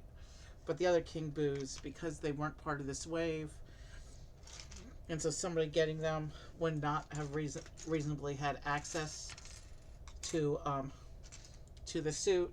Those Boos don't require the suit in order to fight them. Actually, the Boo in the most recent, the King Boo in the most recent Haunted House set has a really nice boss fight platform in which you kind of have to knock him around a bit in order to knock him down so you can jump on him.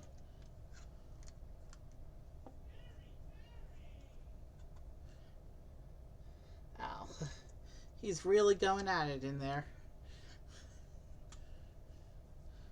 Well, we'll just try and ignore him if he comes out on the microphone. And actually, I do have, my build queue does include the other set with King Boo that I haven't built yet, way back from the early days of the Lego Mario theme, since, like I said, I'm trying to build the whole collection of Lego Mario.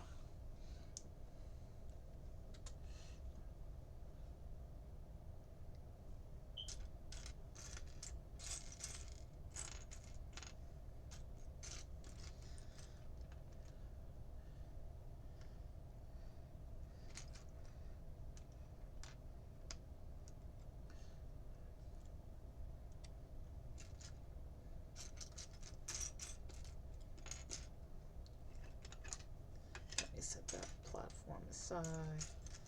So we're looking right now for the piece that's called for in the instructions.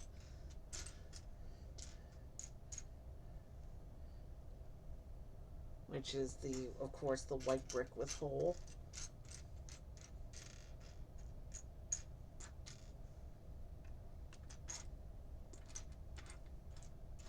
And I didn't see any pieces fall off when I emptied out this bag, so I'm trying to flatten everything out and make sure it didn't get under another piece.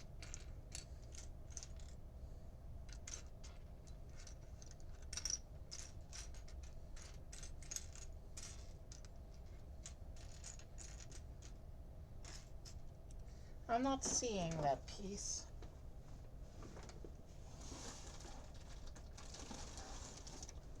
Give me one moment. I see something that's drastically out of place.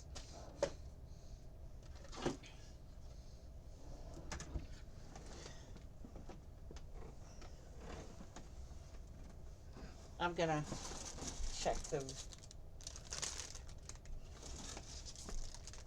I'm gonna see if...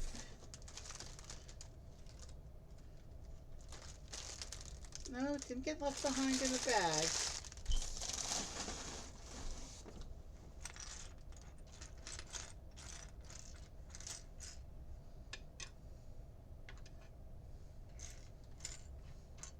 Alright, where's that piece then? I checked under everything. Alright, let's separate out all the white pieces then, and it will reveal itself.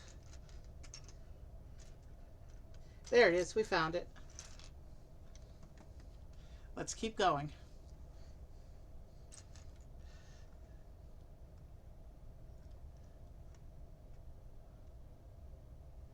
Oh. Let's not skip any steps.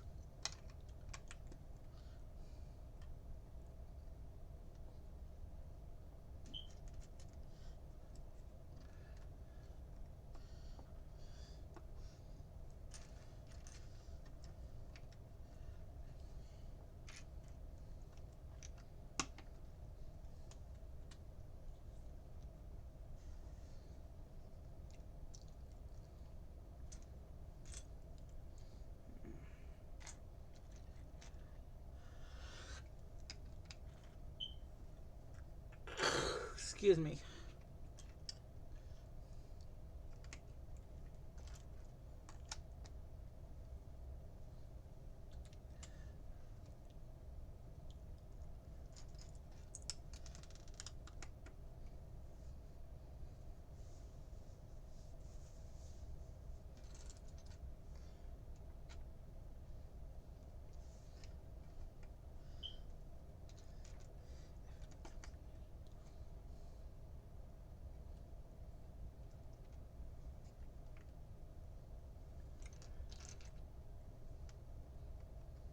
Basically, we're building up his body frame and structure right now.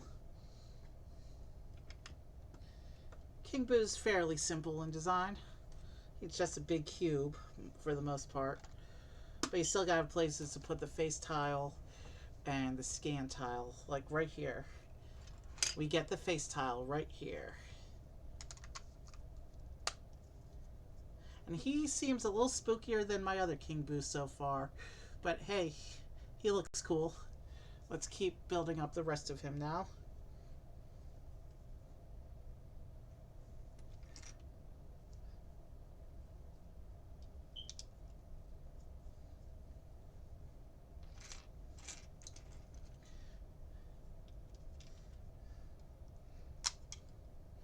Okay. Clearly something was not secured properly and not pushed in all the way.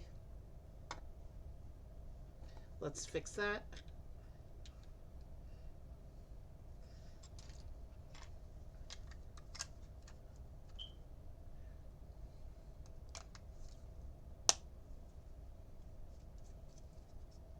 Alright.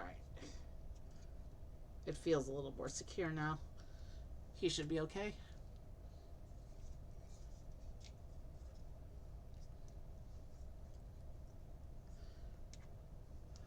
Now we gotta build up the rest of his details here. He's got a scan tile, of course.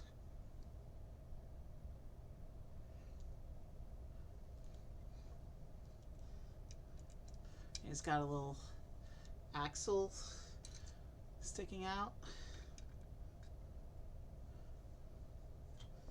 What's that stopping on? That's stopping on... Oh, yeah. Alright, I see how it's stopping. Okay.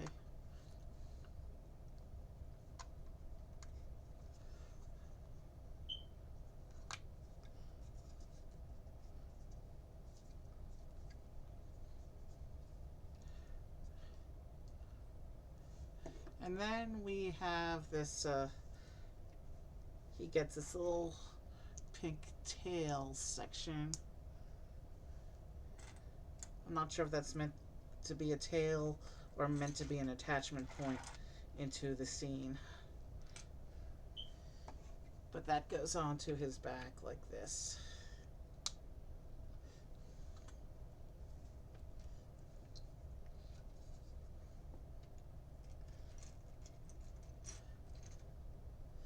And now he gets a little crown to match, and he gets a little gem in the crown.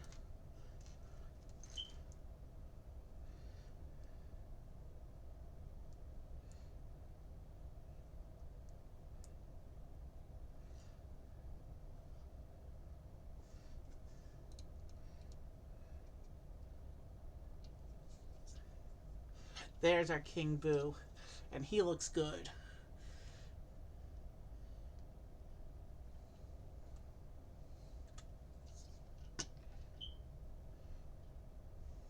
If he has issues standing on that little base, well, if we pull it out, we'll have to take the axle out with it. But his code's down there, so he's not going to be able to stand straight without the base. He'll be leaning down like that because his code tile's under there. So we'll just leave it in, and if he falls over, we'll reassess later.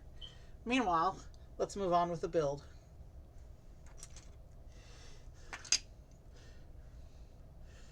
King Boo has entered the stream.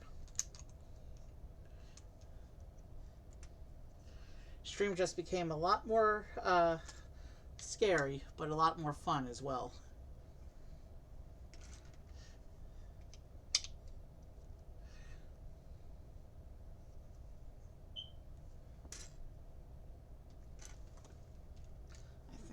supposed to be this piece. If it's wrong, I'll swap it later.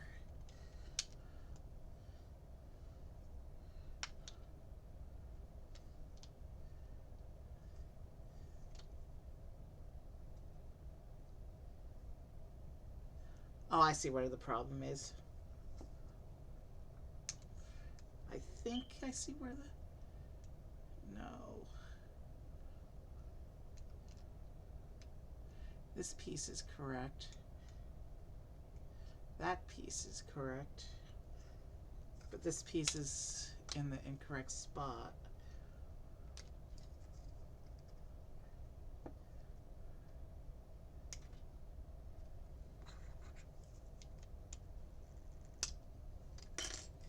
And that's how you use a brick separator tool. Alright, we're back in business. We got everything fixed up the way it's supposed to be. So let's keep going now. And our lineup of characters is full now, so...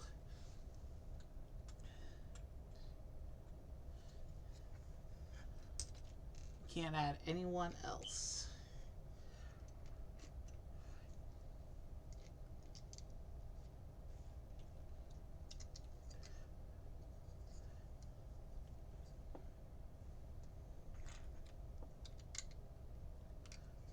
Okay. We're starting up with some Technic pieces, which means we're probably creating an action feature inside the base of whatever this assembly is going to be, whatever part of the house we're making.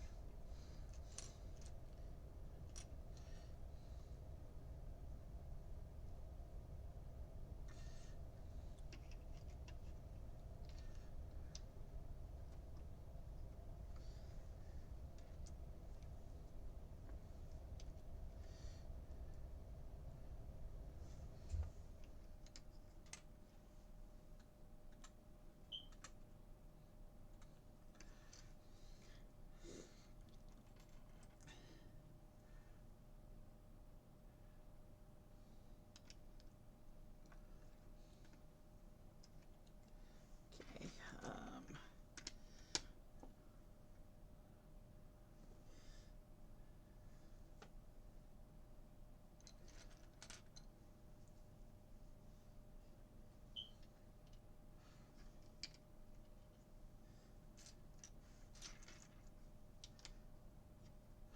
I do have a special Mario stream, Lego Mario stream planned for next weekend as well.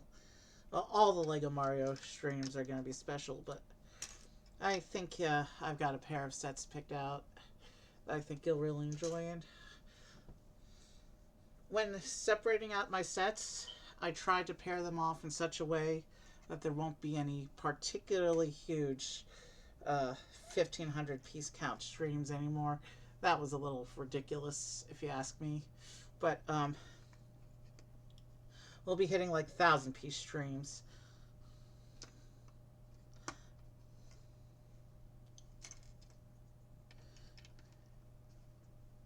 But that's across multiple sets. And then, of course, we have the big sets that I still have to get. There's a few Bowser boss sets that I do not have yet in the queue that I will need to acquire. There's the other version of Peach's Castle, the first version, the bigger version. Bigger by piece count. I think in terms of looks, the newer version is cleaner, in my opinion. But for completion, we have to get the other one, because the other one does have a named character that's exclusive to that set. So even if I wasn't going for completion, I would still have to get that one eventually. And then we have Bowser Castle, Dry Bowser Castle, in which Bowser is a skeleton. We have the Bowser Train and the Bowser Airship that I need to acquire. We have to do the starter set remakes, but given that I already have functional figures, I have something special in mind for those. Since to be completionists, we will have to do those. But for the most part, those are redundant figures at this point as well. There's the character packs. They've done a total of 56 of those. which are small single character interactions.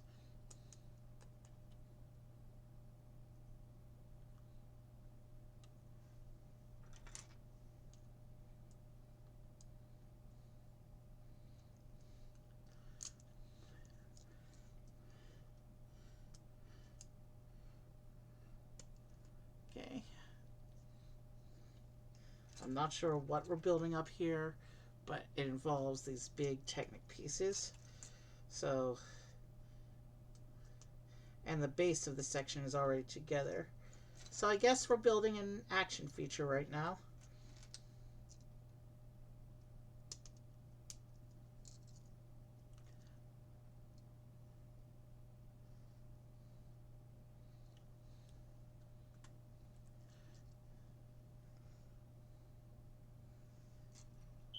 No, we want the short ones.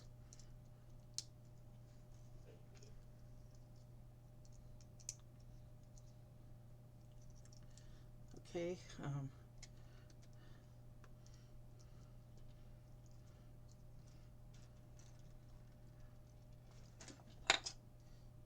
Something just rolled off the table, and in the process of trying to catch it, I knocked Toad over.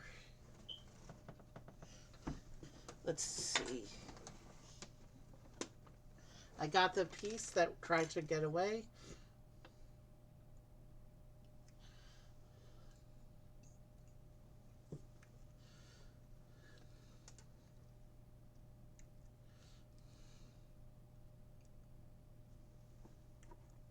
And in doing so, we pushed the table forward again. So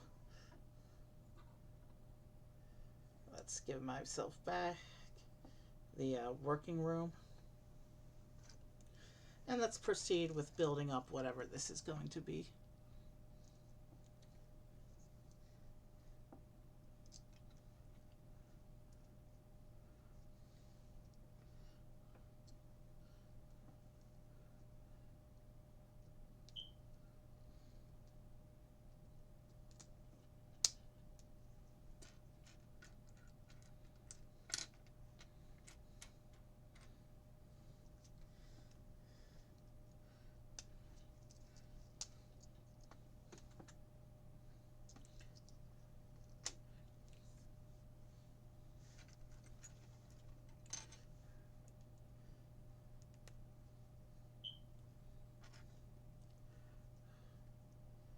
Okay.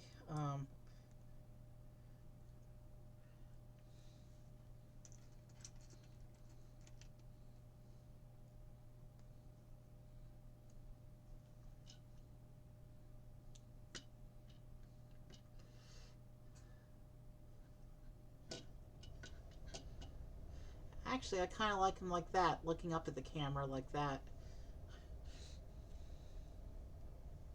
Kind of gives him a little bit more of a menacing look. Like he's ready to start something.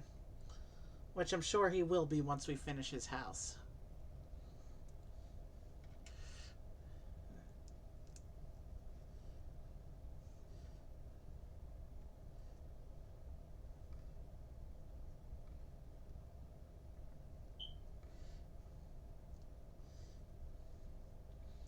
I was looking at the possibility of doing some fan-made sets from a Rebrickable this year, parting them out. Also, maybe doing some old retro vintage sets by parting them out, since obviously I can't get those sealed anywhere close to a reasonable budget. So we may be parting out some older vintage sets later this year, but not in the next couple months. I kind of told you what the Lego plan is for the next couple months. I got to be mindful of my limited budget right now.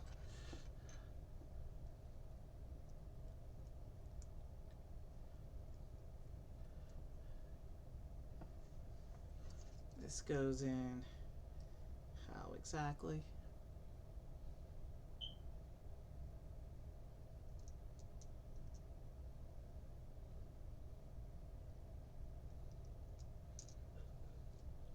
Like this.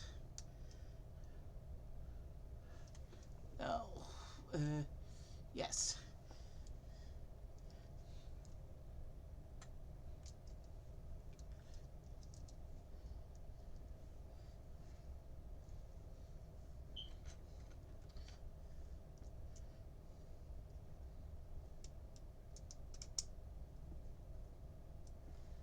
Okay.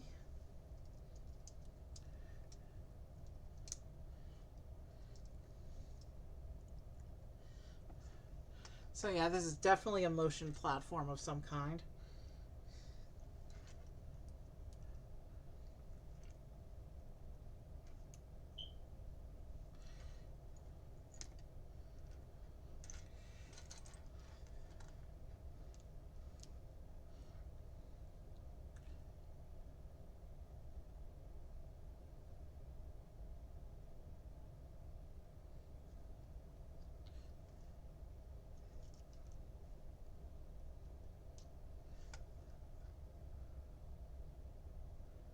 Now, if those two bits are exactly the same, I don't understand why they didn't just make that a single step.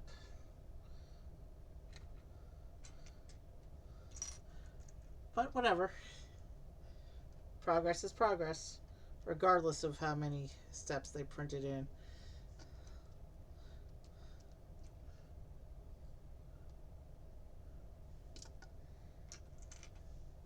And we have this piece. This piece has a spinning arrows icon on it, on the tile.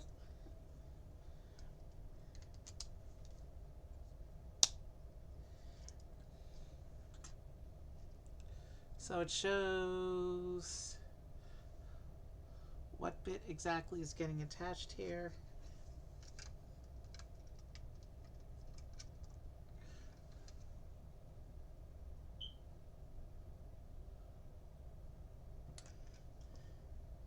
Oh, there's that hole in the bottom that I completely forgot about. So that connects in like that.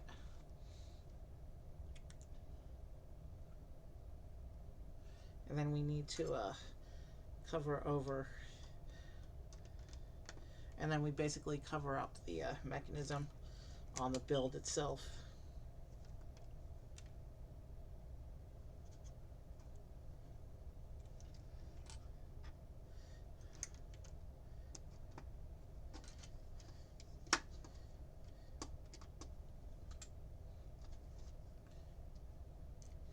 And we're just going to keep building upward as the instructions tell us to do so.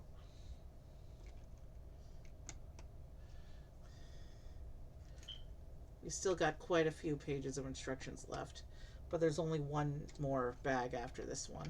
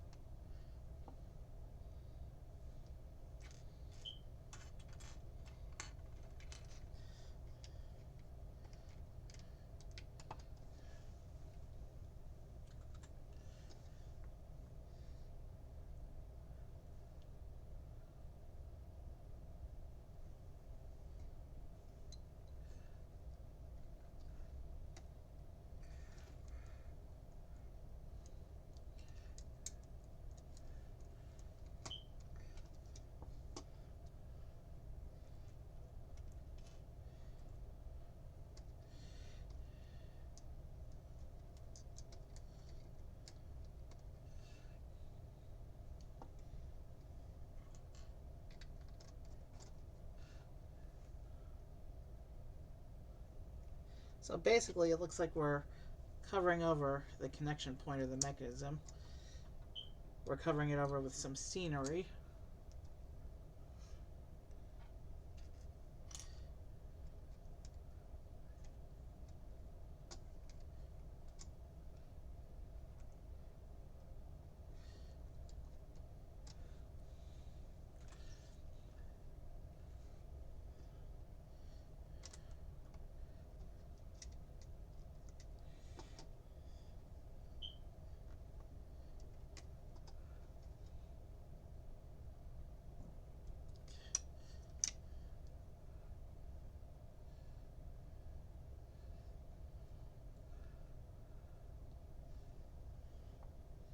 Okay. Let's go there.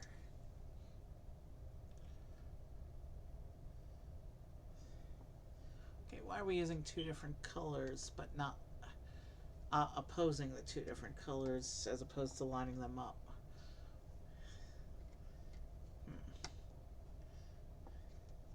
Interesting, um, interesting design choice there.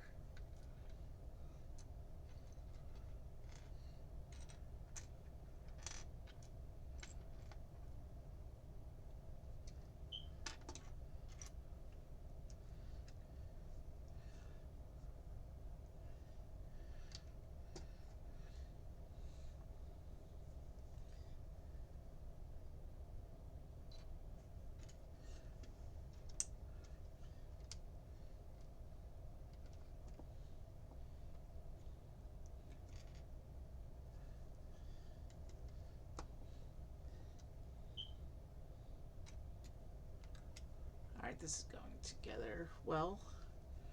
We're at about the 2.5 hour mark of stream with one bag left to go. So my prediction of about 3 hours seems to be a good prediction, and obviously it's not going to be exact to the minute, but we have here one of these pieces that they use for the CMF collectible minifigure bases.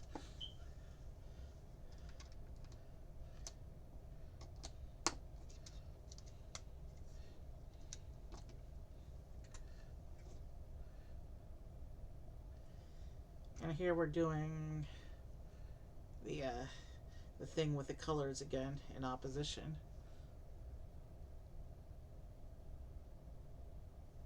Interesting.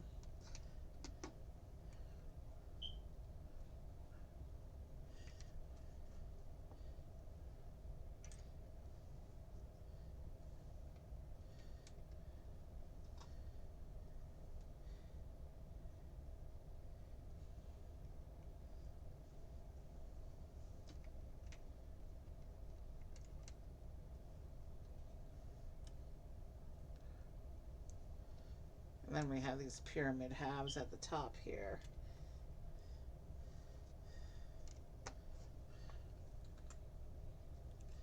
And some more of those gold leaf decorations that we saw on some of the wall sections earlier.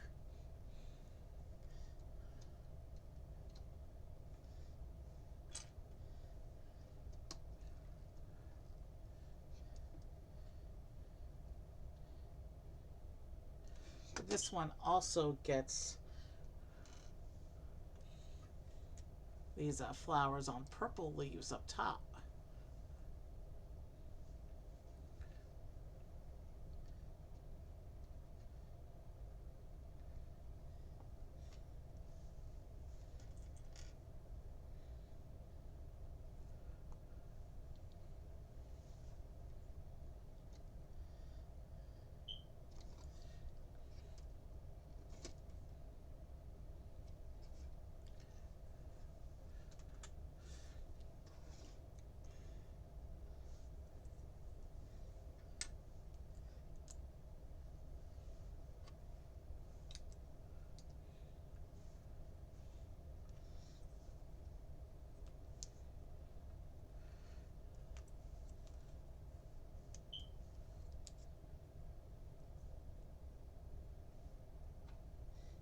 Interesting.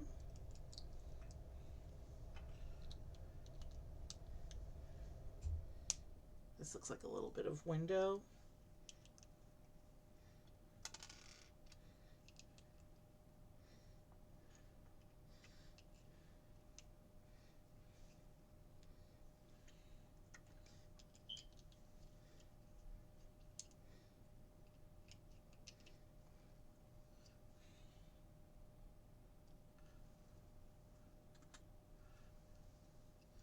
And this it shows going into the gap up here like this.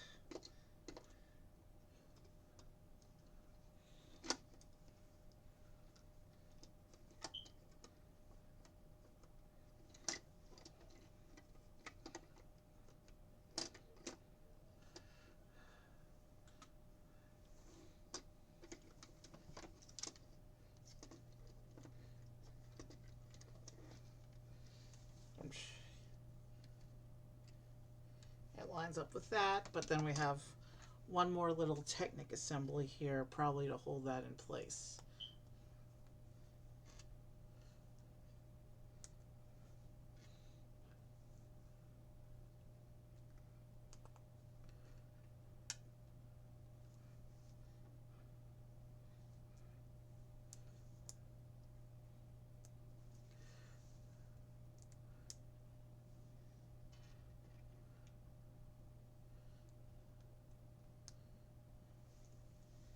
And that shows this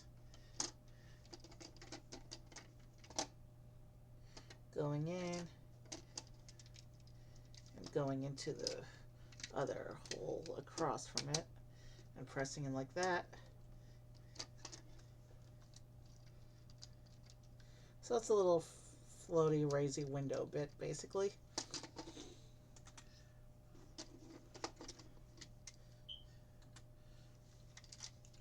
So here's that platform.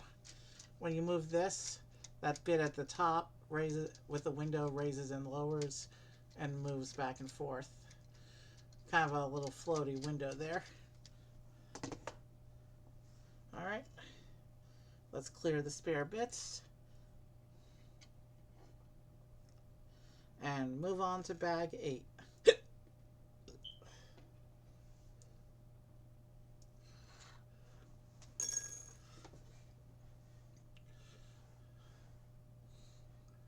Bag 8 looks like it's just a few more little builds, and then starting with a 2x build,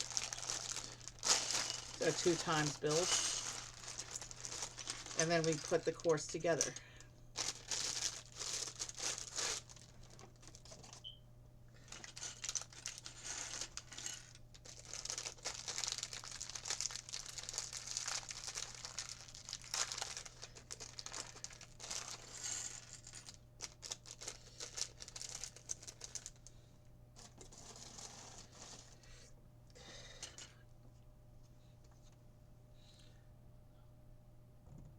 Maybe it's a good thing we split the streams. I don't think there's any way we would have been able to have all 3 sets on the table at the same time.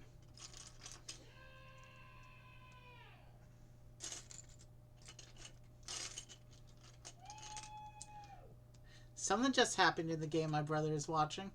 Oh, it's a 2 times build. I gotta do another part. See, he had me distracted.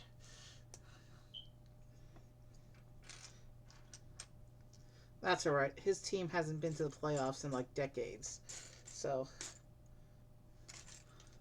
can't complain too much, I guess. Now we can go on.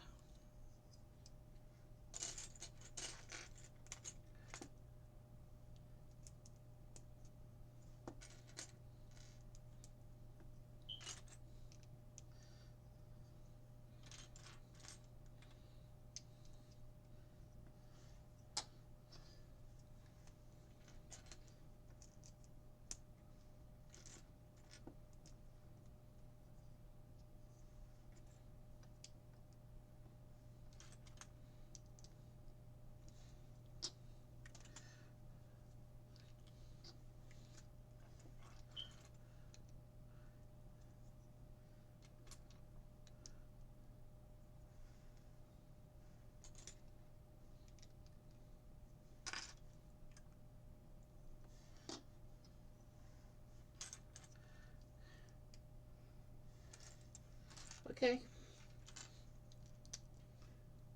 I'm not sure what these sections are, but they seem to be going together pretty efficiently.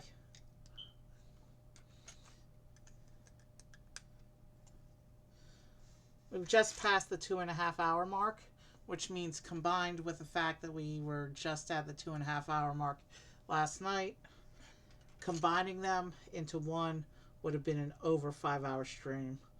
No way I was dealing with that last night. But here we are tonight to finish the job, so no harm done.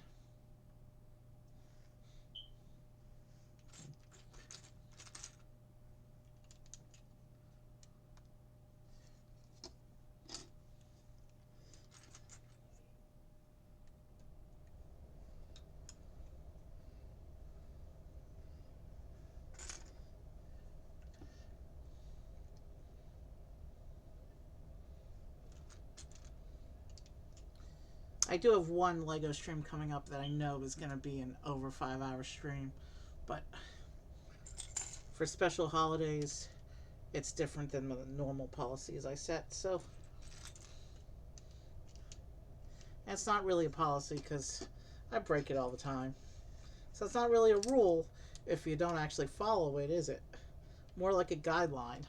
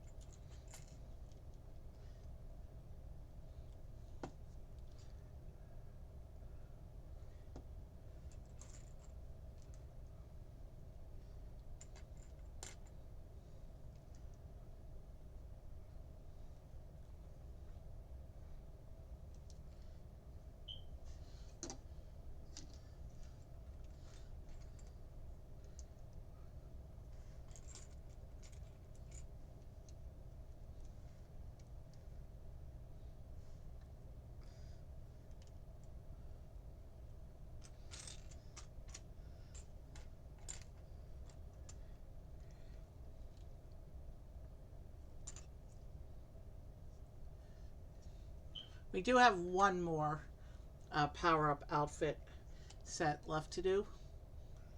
I think that's coming in next week's stream. If that's the pair I decide to do.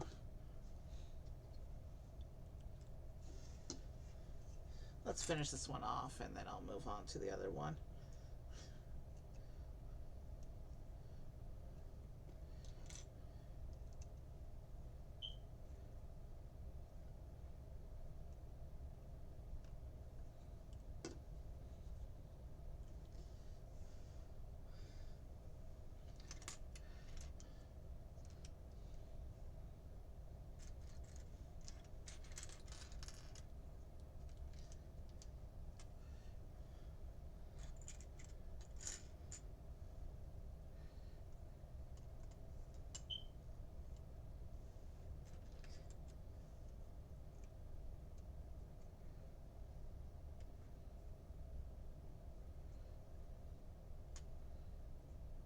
Okay.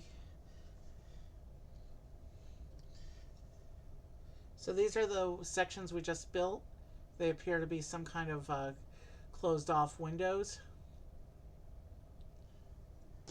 We'll just set them here until the and now we have to build this little unit here.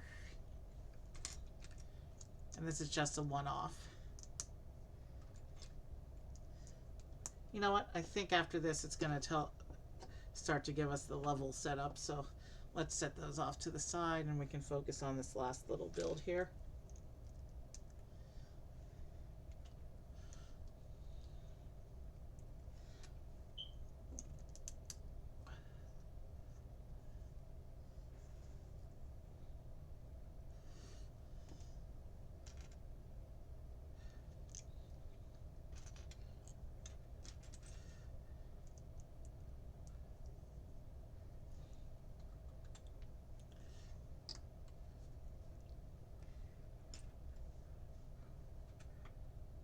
Okay, so we're getting a little green section on this section of wall here.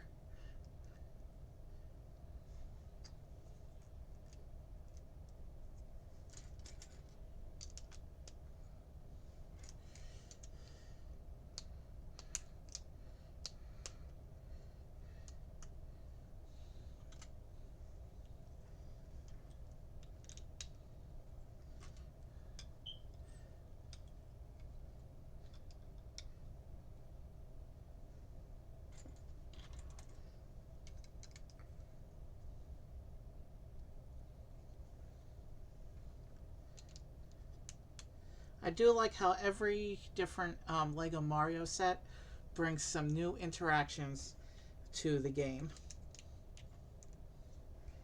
We've seen some pretty cool features and we still have a lot to go. And actually, this week my figures will be getting the firmware update, so they'll be ready for whenever I get the new Mario Kart sets. But I think that'll still be a little while before I'm actually able to get them. But I'd rather the figures be ready to go. so that they work when I decide to do that stream without issue.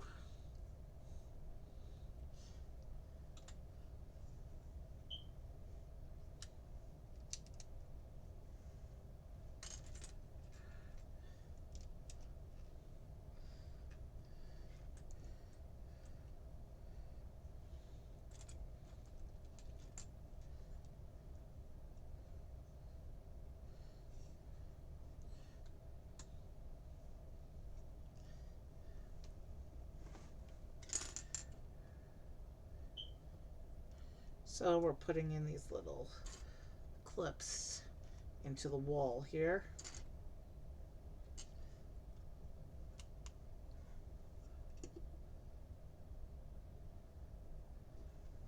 Decorative bit or hidden weapon display? Not sure, but they look cool.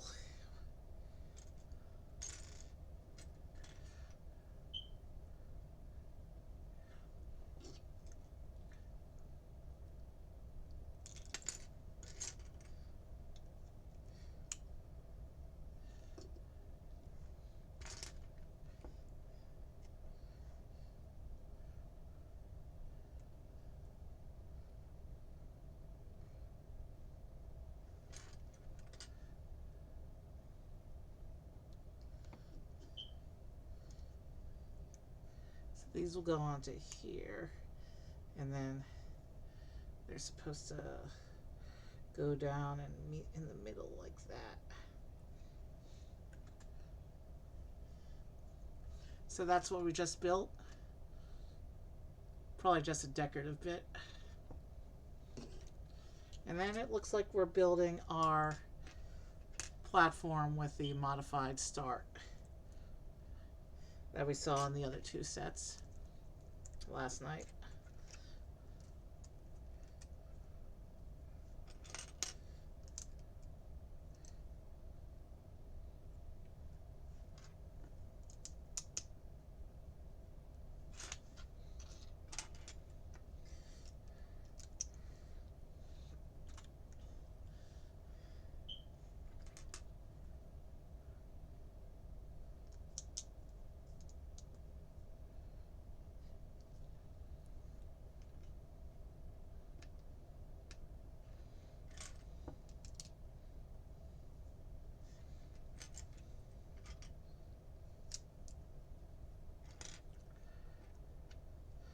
Okay, we're nearly there. Although the instruction book is still showing 30 more pages. But look, we have very few pieces left. This is the last little sub-assembly. It must be extensive, showing how everything goes. Okay.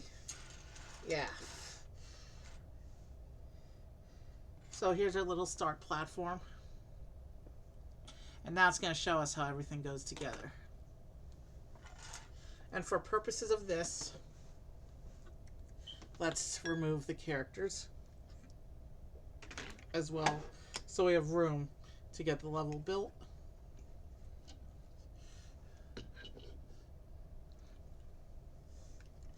And Mario's done for the night, because once we get this built up, Luigi's going to come and do his ghost hunt. He's all suited up and ready to go, and has been waiting patiently for the last 2.5 hours for us to get the ghosts ready to hunt. And I'll go ahead and set aside the separator as well, because, you know, we're putting the last little bits of the build together here. So these are all the parts we'll need to get all the different sections together. Here's our spinning room. There's that spider again.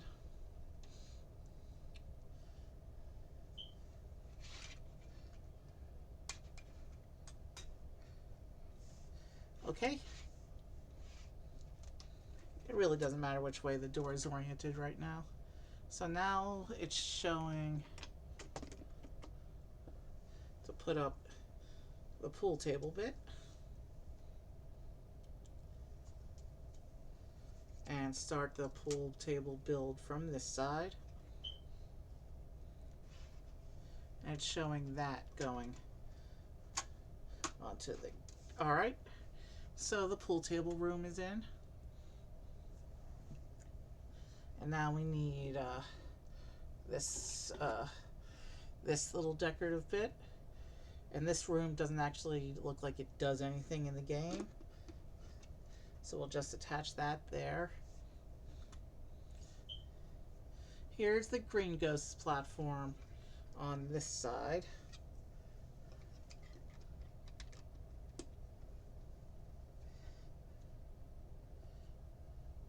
I have way more than 5 platforms left. It'll be interesting to see how they break things down. Oh, we're getting another little extension here.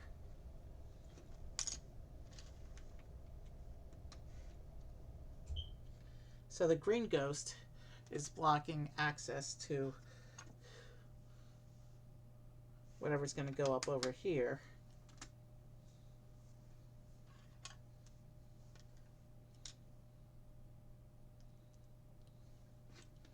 Okay, so it shows the house spreading out here behind the Green Ghost.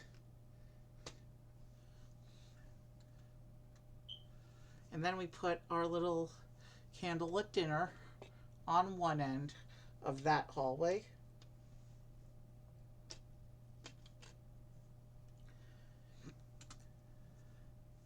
And then it shows us extending beyond the dinner scene. And putting the red ghost over there.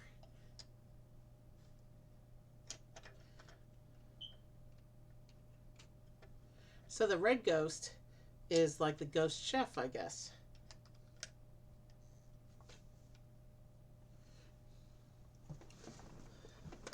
Okay. And then it shows we're doing another extension from there.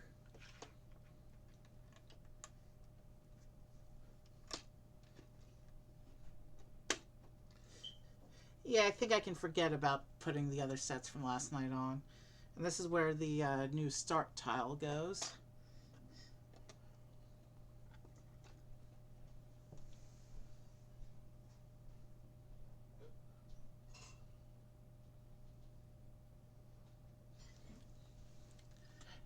And then we get our haunted toilet.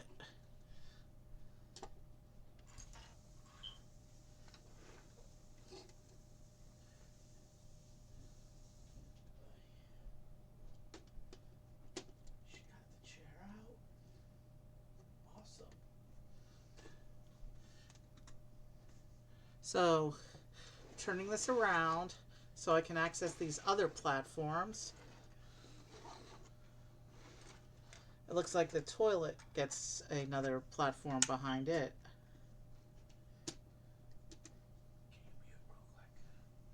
After. We're so close.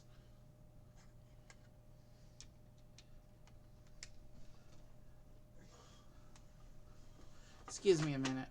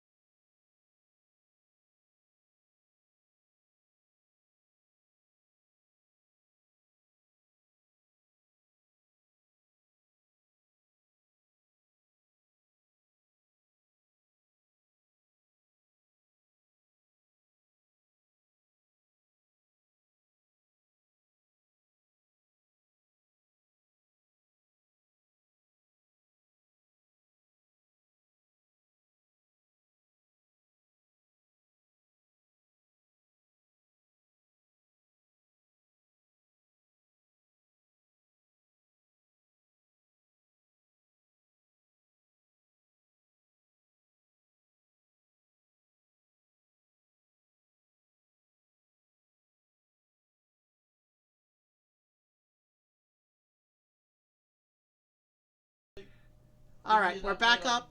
We're back on. Sorry about that. So yeah, apparently they won the game. So this room that doesn't do anything goes on this platform.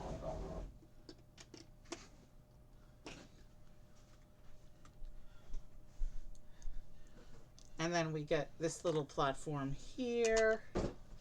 So basically we're constituting all the rooms of this house. And then as we turn it, that's where our haunted bed is going to go.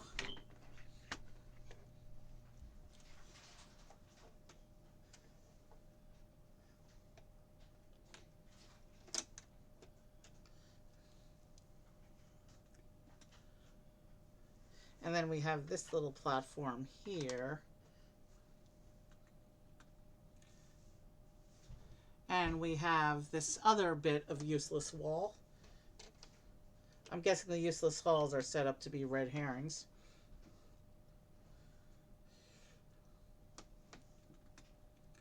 And now it has us doing an assembly now that I no longer have room on my table to do so. But just a couple plates, I think I can, and a hinge, I think I can handle this.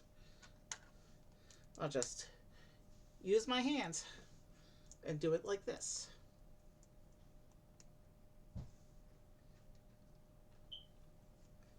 And we'll do these to secure the hinge. And these go behind the useless wall. And I'm pretty sure these are spares at this point, so let me get rid of these two little bits here.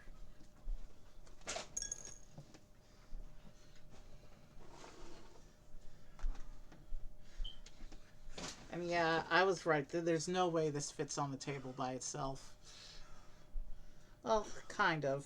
It'll be like some of the other big sets we've done, like the Diddy Kong, Minecart, and a couple of the other bigger Mario sets. The Reznor we had trouble fitting. The Reznor Tower we did last week. Okay, now it shows us putting this bit on, this platform, beyond the hinges. So now we turn back this way.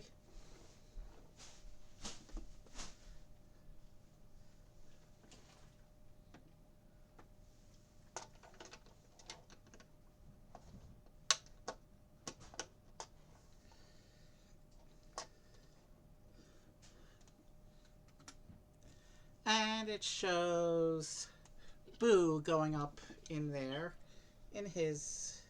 We attach him up here to this platform. So the little floaty window bit that we built in the last bag is going to be Boo. He's obstructed by the instructions right now. And then we have Toad's window. So let me put Toad. Well, I'm not sure, like I said, if it's a window or if he's in a haunted picture frame. So here's Toad. And it shows him going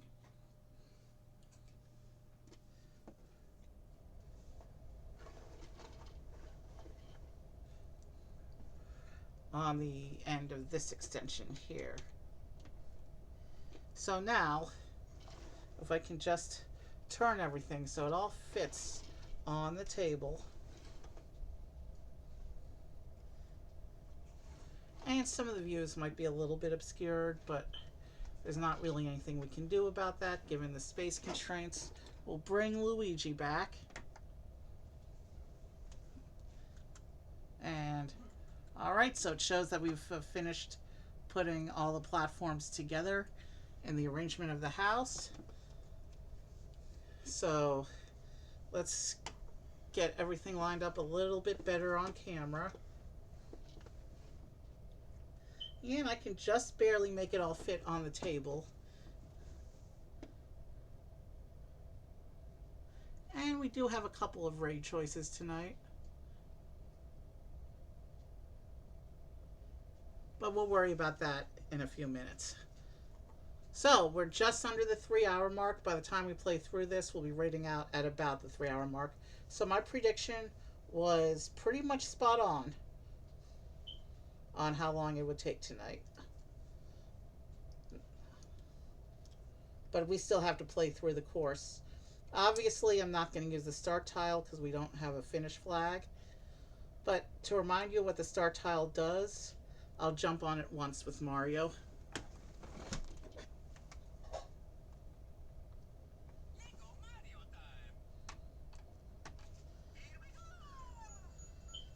So, you get a 90-second timer, and it plays creepy music for the from the haunted house game. So now we'll turn Luigi on, and we'll restore his backpack, and knock the flashlight out of my hand now that I can't get up to get it. The flashlight's just a prop; it doesn't actually do anything. But I want him to have a full look when we do this. So let me see if I can retrieve it before the Luigi figure times out.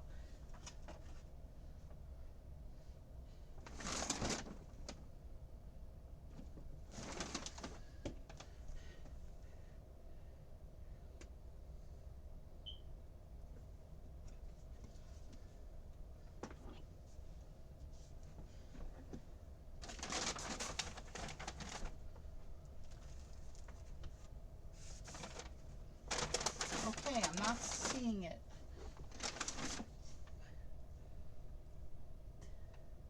Did it roll under something? Maybe? Let me jump him a couple times so that he doesn't time out.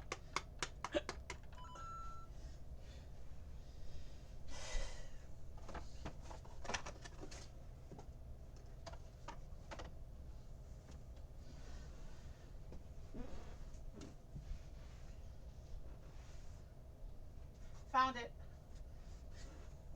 It had rolled under or in between the computer and the desk. Let's get everything set back up now and get ready to play.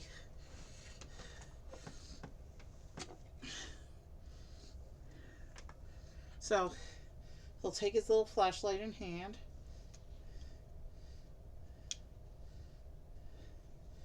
And we'll start moving him around the course.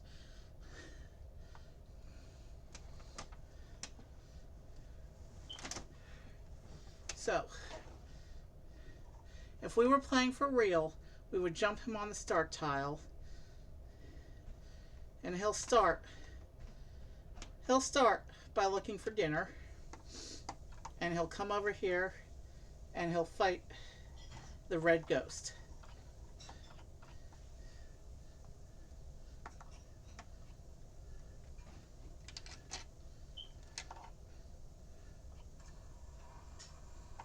He turns on his equipment.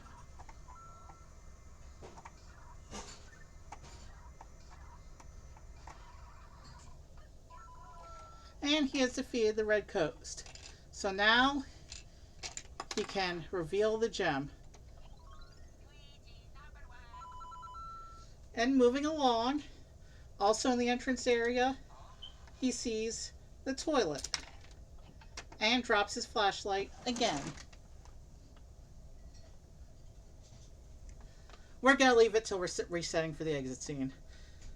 So he'll jump over here on the haunted toilet, which of course, remember, the action feature doesn't do anything. I'll revisit the instructions and see if I built it wrong. And he pops out the green goo, revealing another gem. So now that he's cleared the dinner and the toilet, we can then move him along into the main hallway where he will encounter the green ghost. They will fight it out for a bit. And the green ghost thinks it's Donkey Kong because it's got a banana. But he'll knock the ghost off its platform and knock the leg off the ghost. And since I have to go pick up that piece of the ghost anyway, I'll recover the flashlight, but I won't put it back on Luigi yet while I'm down here. So, he's knocked over the ghost. He's ready to fight the ghost. Well, he's ready to capture the ghost.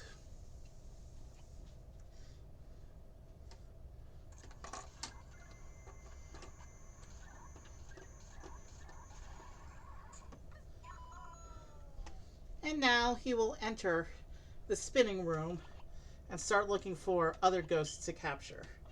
He's going to start by coming this way.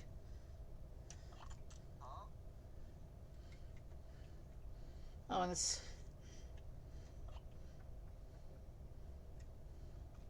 it's not scanning the... There we go.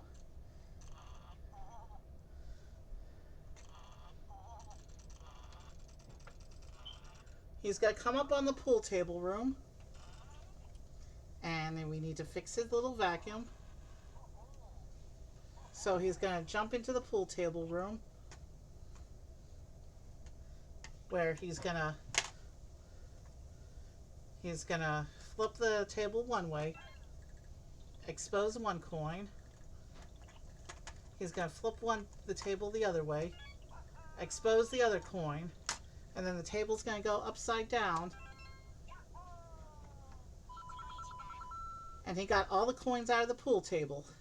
So now he's going to come back into the spinning room.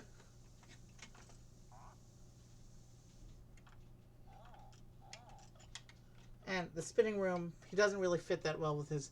It's a good thing we took the torch off. So he'll come to the Toad portrait. And he'll come up behind Toad. And he'll rescue Toad.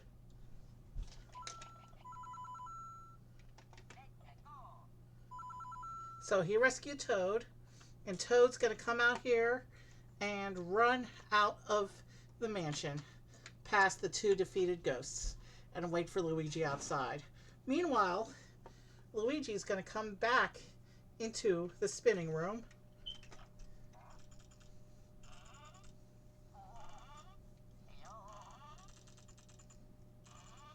And he's going to come out in the bedroom.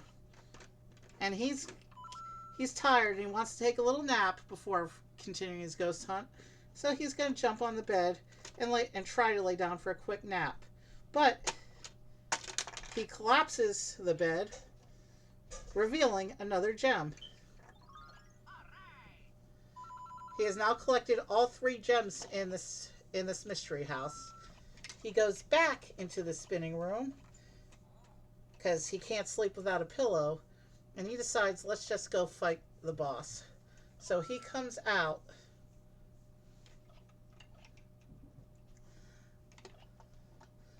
and picks up onto Boo's platform, and he's going to start shaking up Boo.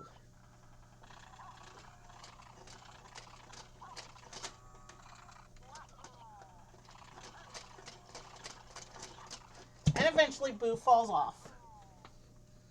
And he will come around to Boo's tile.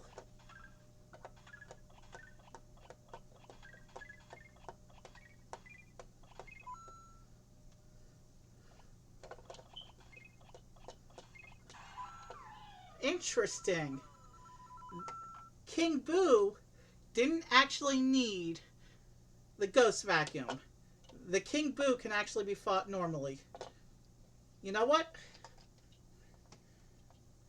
Let me turn that around and we will replay the King Boo battle. So, we'll turn this whole thing around so you can see King Boo a little better. Off to the right side of the screen there. And Boo... And it plays the boss music, and Luigi will go on the platform and try and shake Boo off. And with Boo knocked over, Luigi can jump on him and get the coins.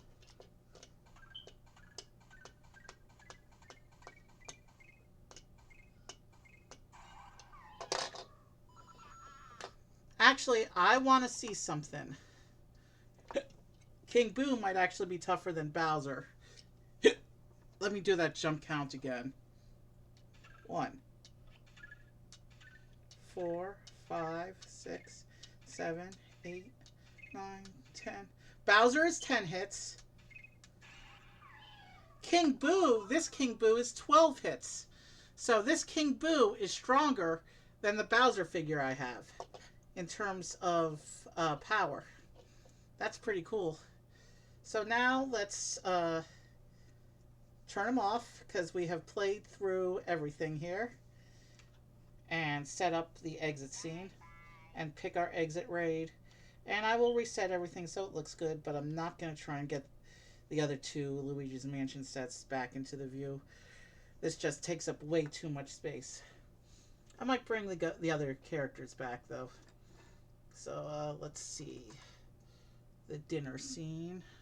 This goes with the dinner scene.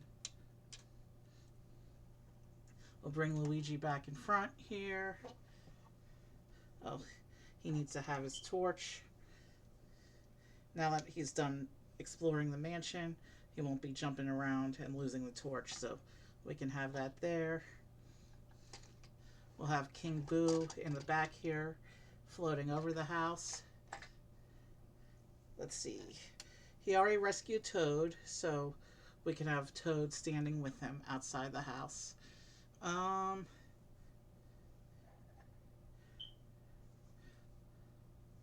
We'll reset the other sequences as well. We'll I'll go back and look at the toilet build and make sure I didn't do it wrong. Alright, that's reset.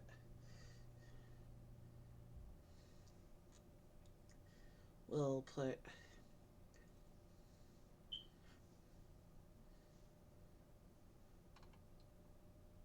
him here. And for purposes of making things look good and so you can see everything, we'll take Green Ghost and we'll just put him in the pool table room for right now, even though that's not where he's supposed to go. And then I'll come back over here. The professor, he is a friendly. He can stand with Luigi and Toad. The other ghost from last night, the gold ghost, we'll put him in the middle here, and he can kind of stand on his own. So he's fine. And then Bogmire, he's taller, so we'll put him in the back here. And then we have Shibu. And Shibu, I guess we can put here or here in front of King Boo. We're not using the platform right now, so Shibu can pose with his boss. Except it's putting weight on the platform, so maybe not. What's a good place to put him then? Next to King Boo, like that? That's pretty cute. We'll do that. And then, of course, Polterpup, being a friendly, can stand out here with Luigi and Professor and Toad.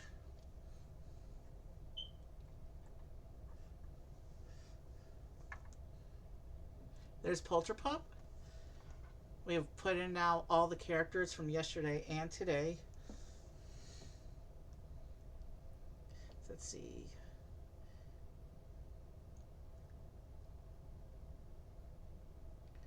That's 10. Did I miscount characters? Because there's 3 and 1, 2. No, Luigi is the 10th. Right, okay. Everyone's accounted for. So again, from the entryway set, we had Bogmire here, Polterpup, and Minnie Boo. From the lab set, we had Gold Ghost and the Professor Egad. And for the tonight's set, the Haunt and Seek, we got the Red Ghost, the Green Ghost, the Toad, and we got King Boo over here. So yeah, we had a nice couple of sets over the last 2 nights. We have now seen all the haunted effects of Luigi's Mansion, and we'll be on soon as we explore other areas of the Lego Mario world. But for this weekend, we had a good run, and it was a lot of fun, and I will see you all soon, and we need to pick a raid. And actually, Stargirl just went on. Last time we tried to raid her, she was raiding out, but it looks like she literally just started while I was talking. Let me make sure that we're not on a start screen, that the stream is actually going already. And if not, maybe I can stall and talk for a few minutes about Lego Mario and whatever. But yeah, lots of cool stuff here. Let me just make sure that the stream is up and ready to go. And you know what? You don't have to look at the spider. I'll turn it back to the doorway. Or you can look at the spider, the secret bonus character. In 20 seconds, I'll find out if we're good to raid the stream or if I should pick someone else. If we're on the splash screen, I don't want to raid in there because they won't see the raid. Oh, they've already been on for about 20 minutes. So I just saw they should be on. Yep, we're good to go. We're raiding Stargirl tonight. Let me set up the raid. So yeah, this was a fun group of sets. One of the cooler Lego sub-themes, actually. It was a surprise at the end when the final boss didn't actually need the ghost vacuum. But it kind of makes sense given that the other King Boo that came before this one would not have been able to use the vacuum. So, and that the one that came after this one also would not have been able to use the vacuum. But the regular Boo, that one did require using the vacuum. So it was interesting. But yeah, the King Boo boss fight is very similar to the one in the newer haunted house that we did back for our Halloween stream, where you have a platform that you shake him until he falls over. So the raid is set up. Have a good night, and I will see you soon. Pick someone else for a screen I don't want to raid it.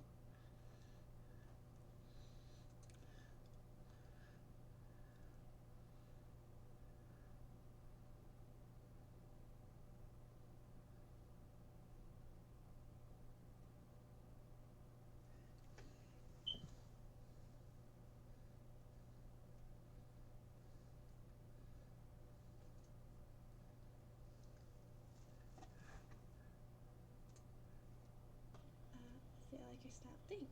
Thanks. It's very kind.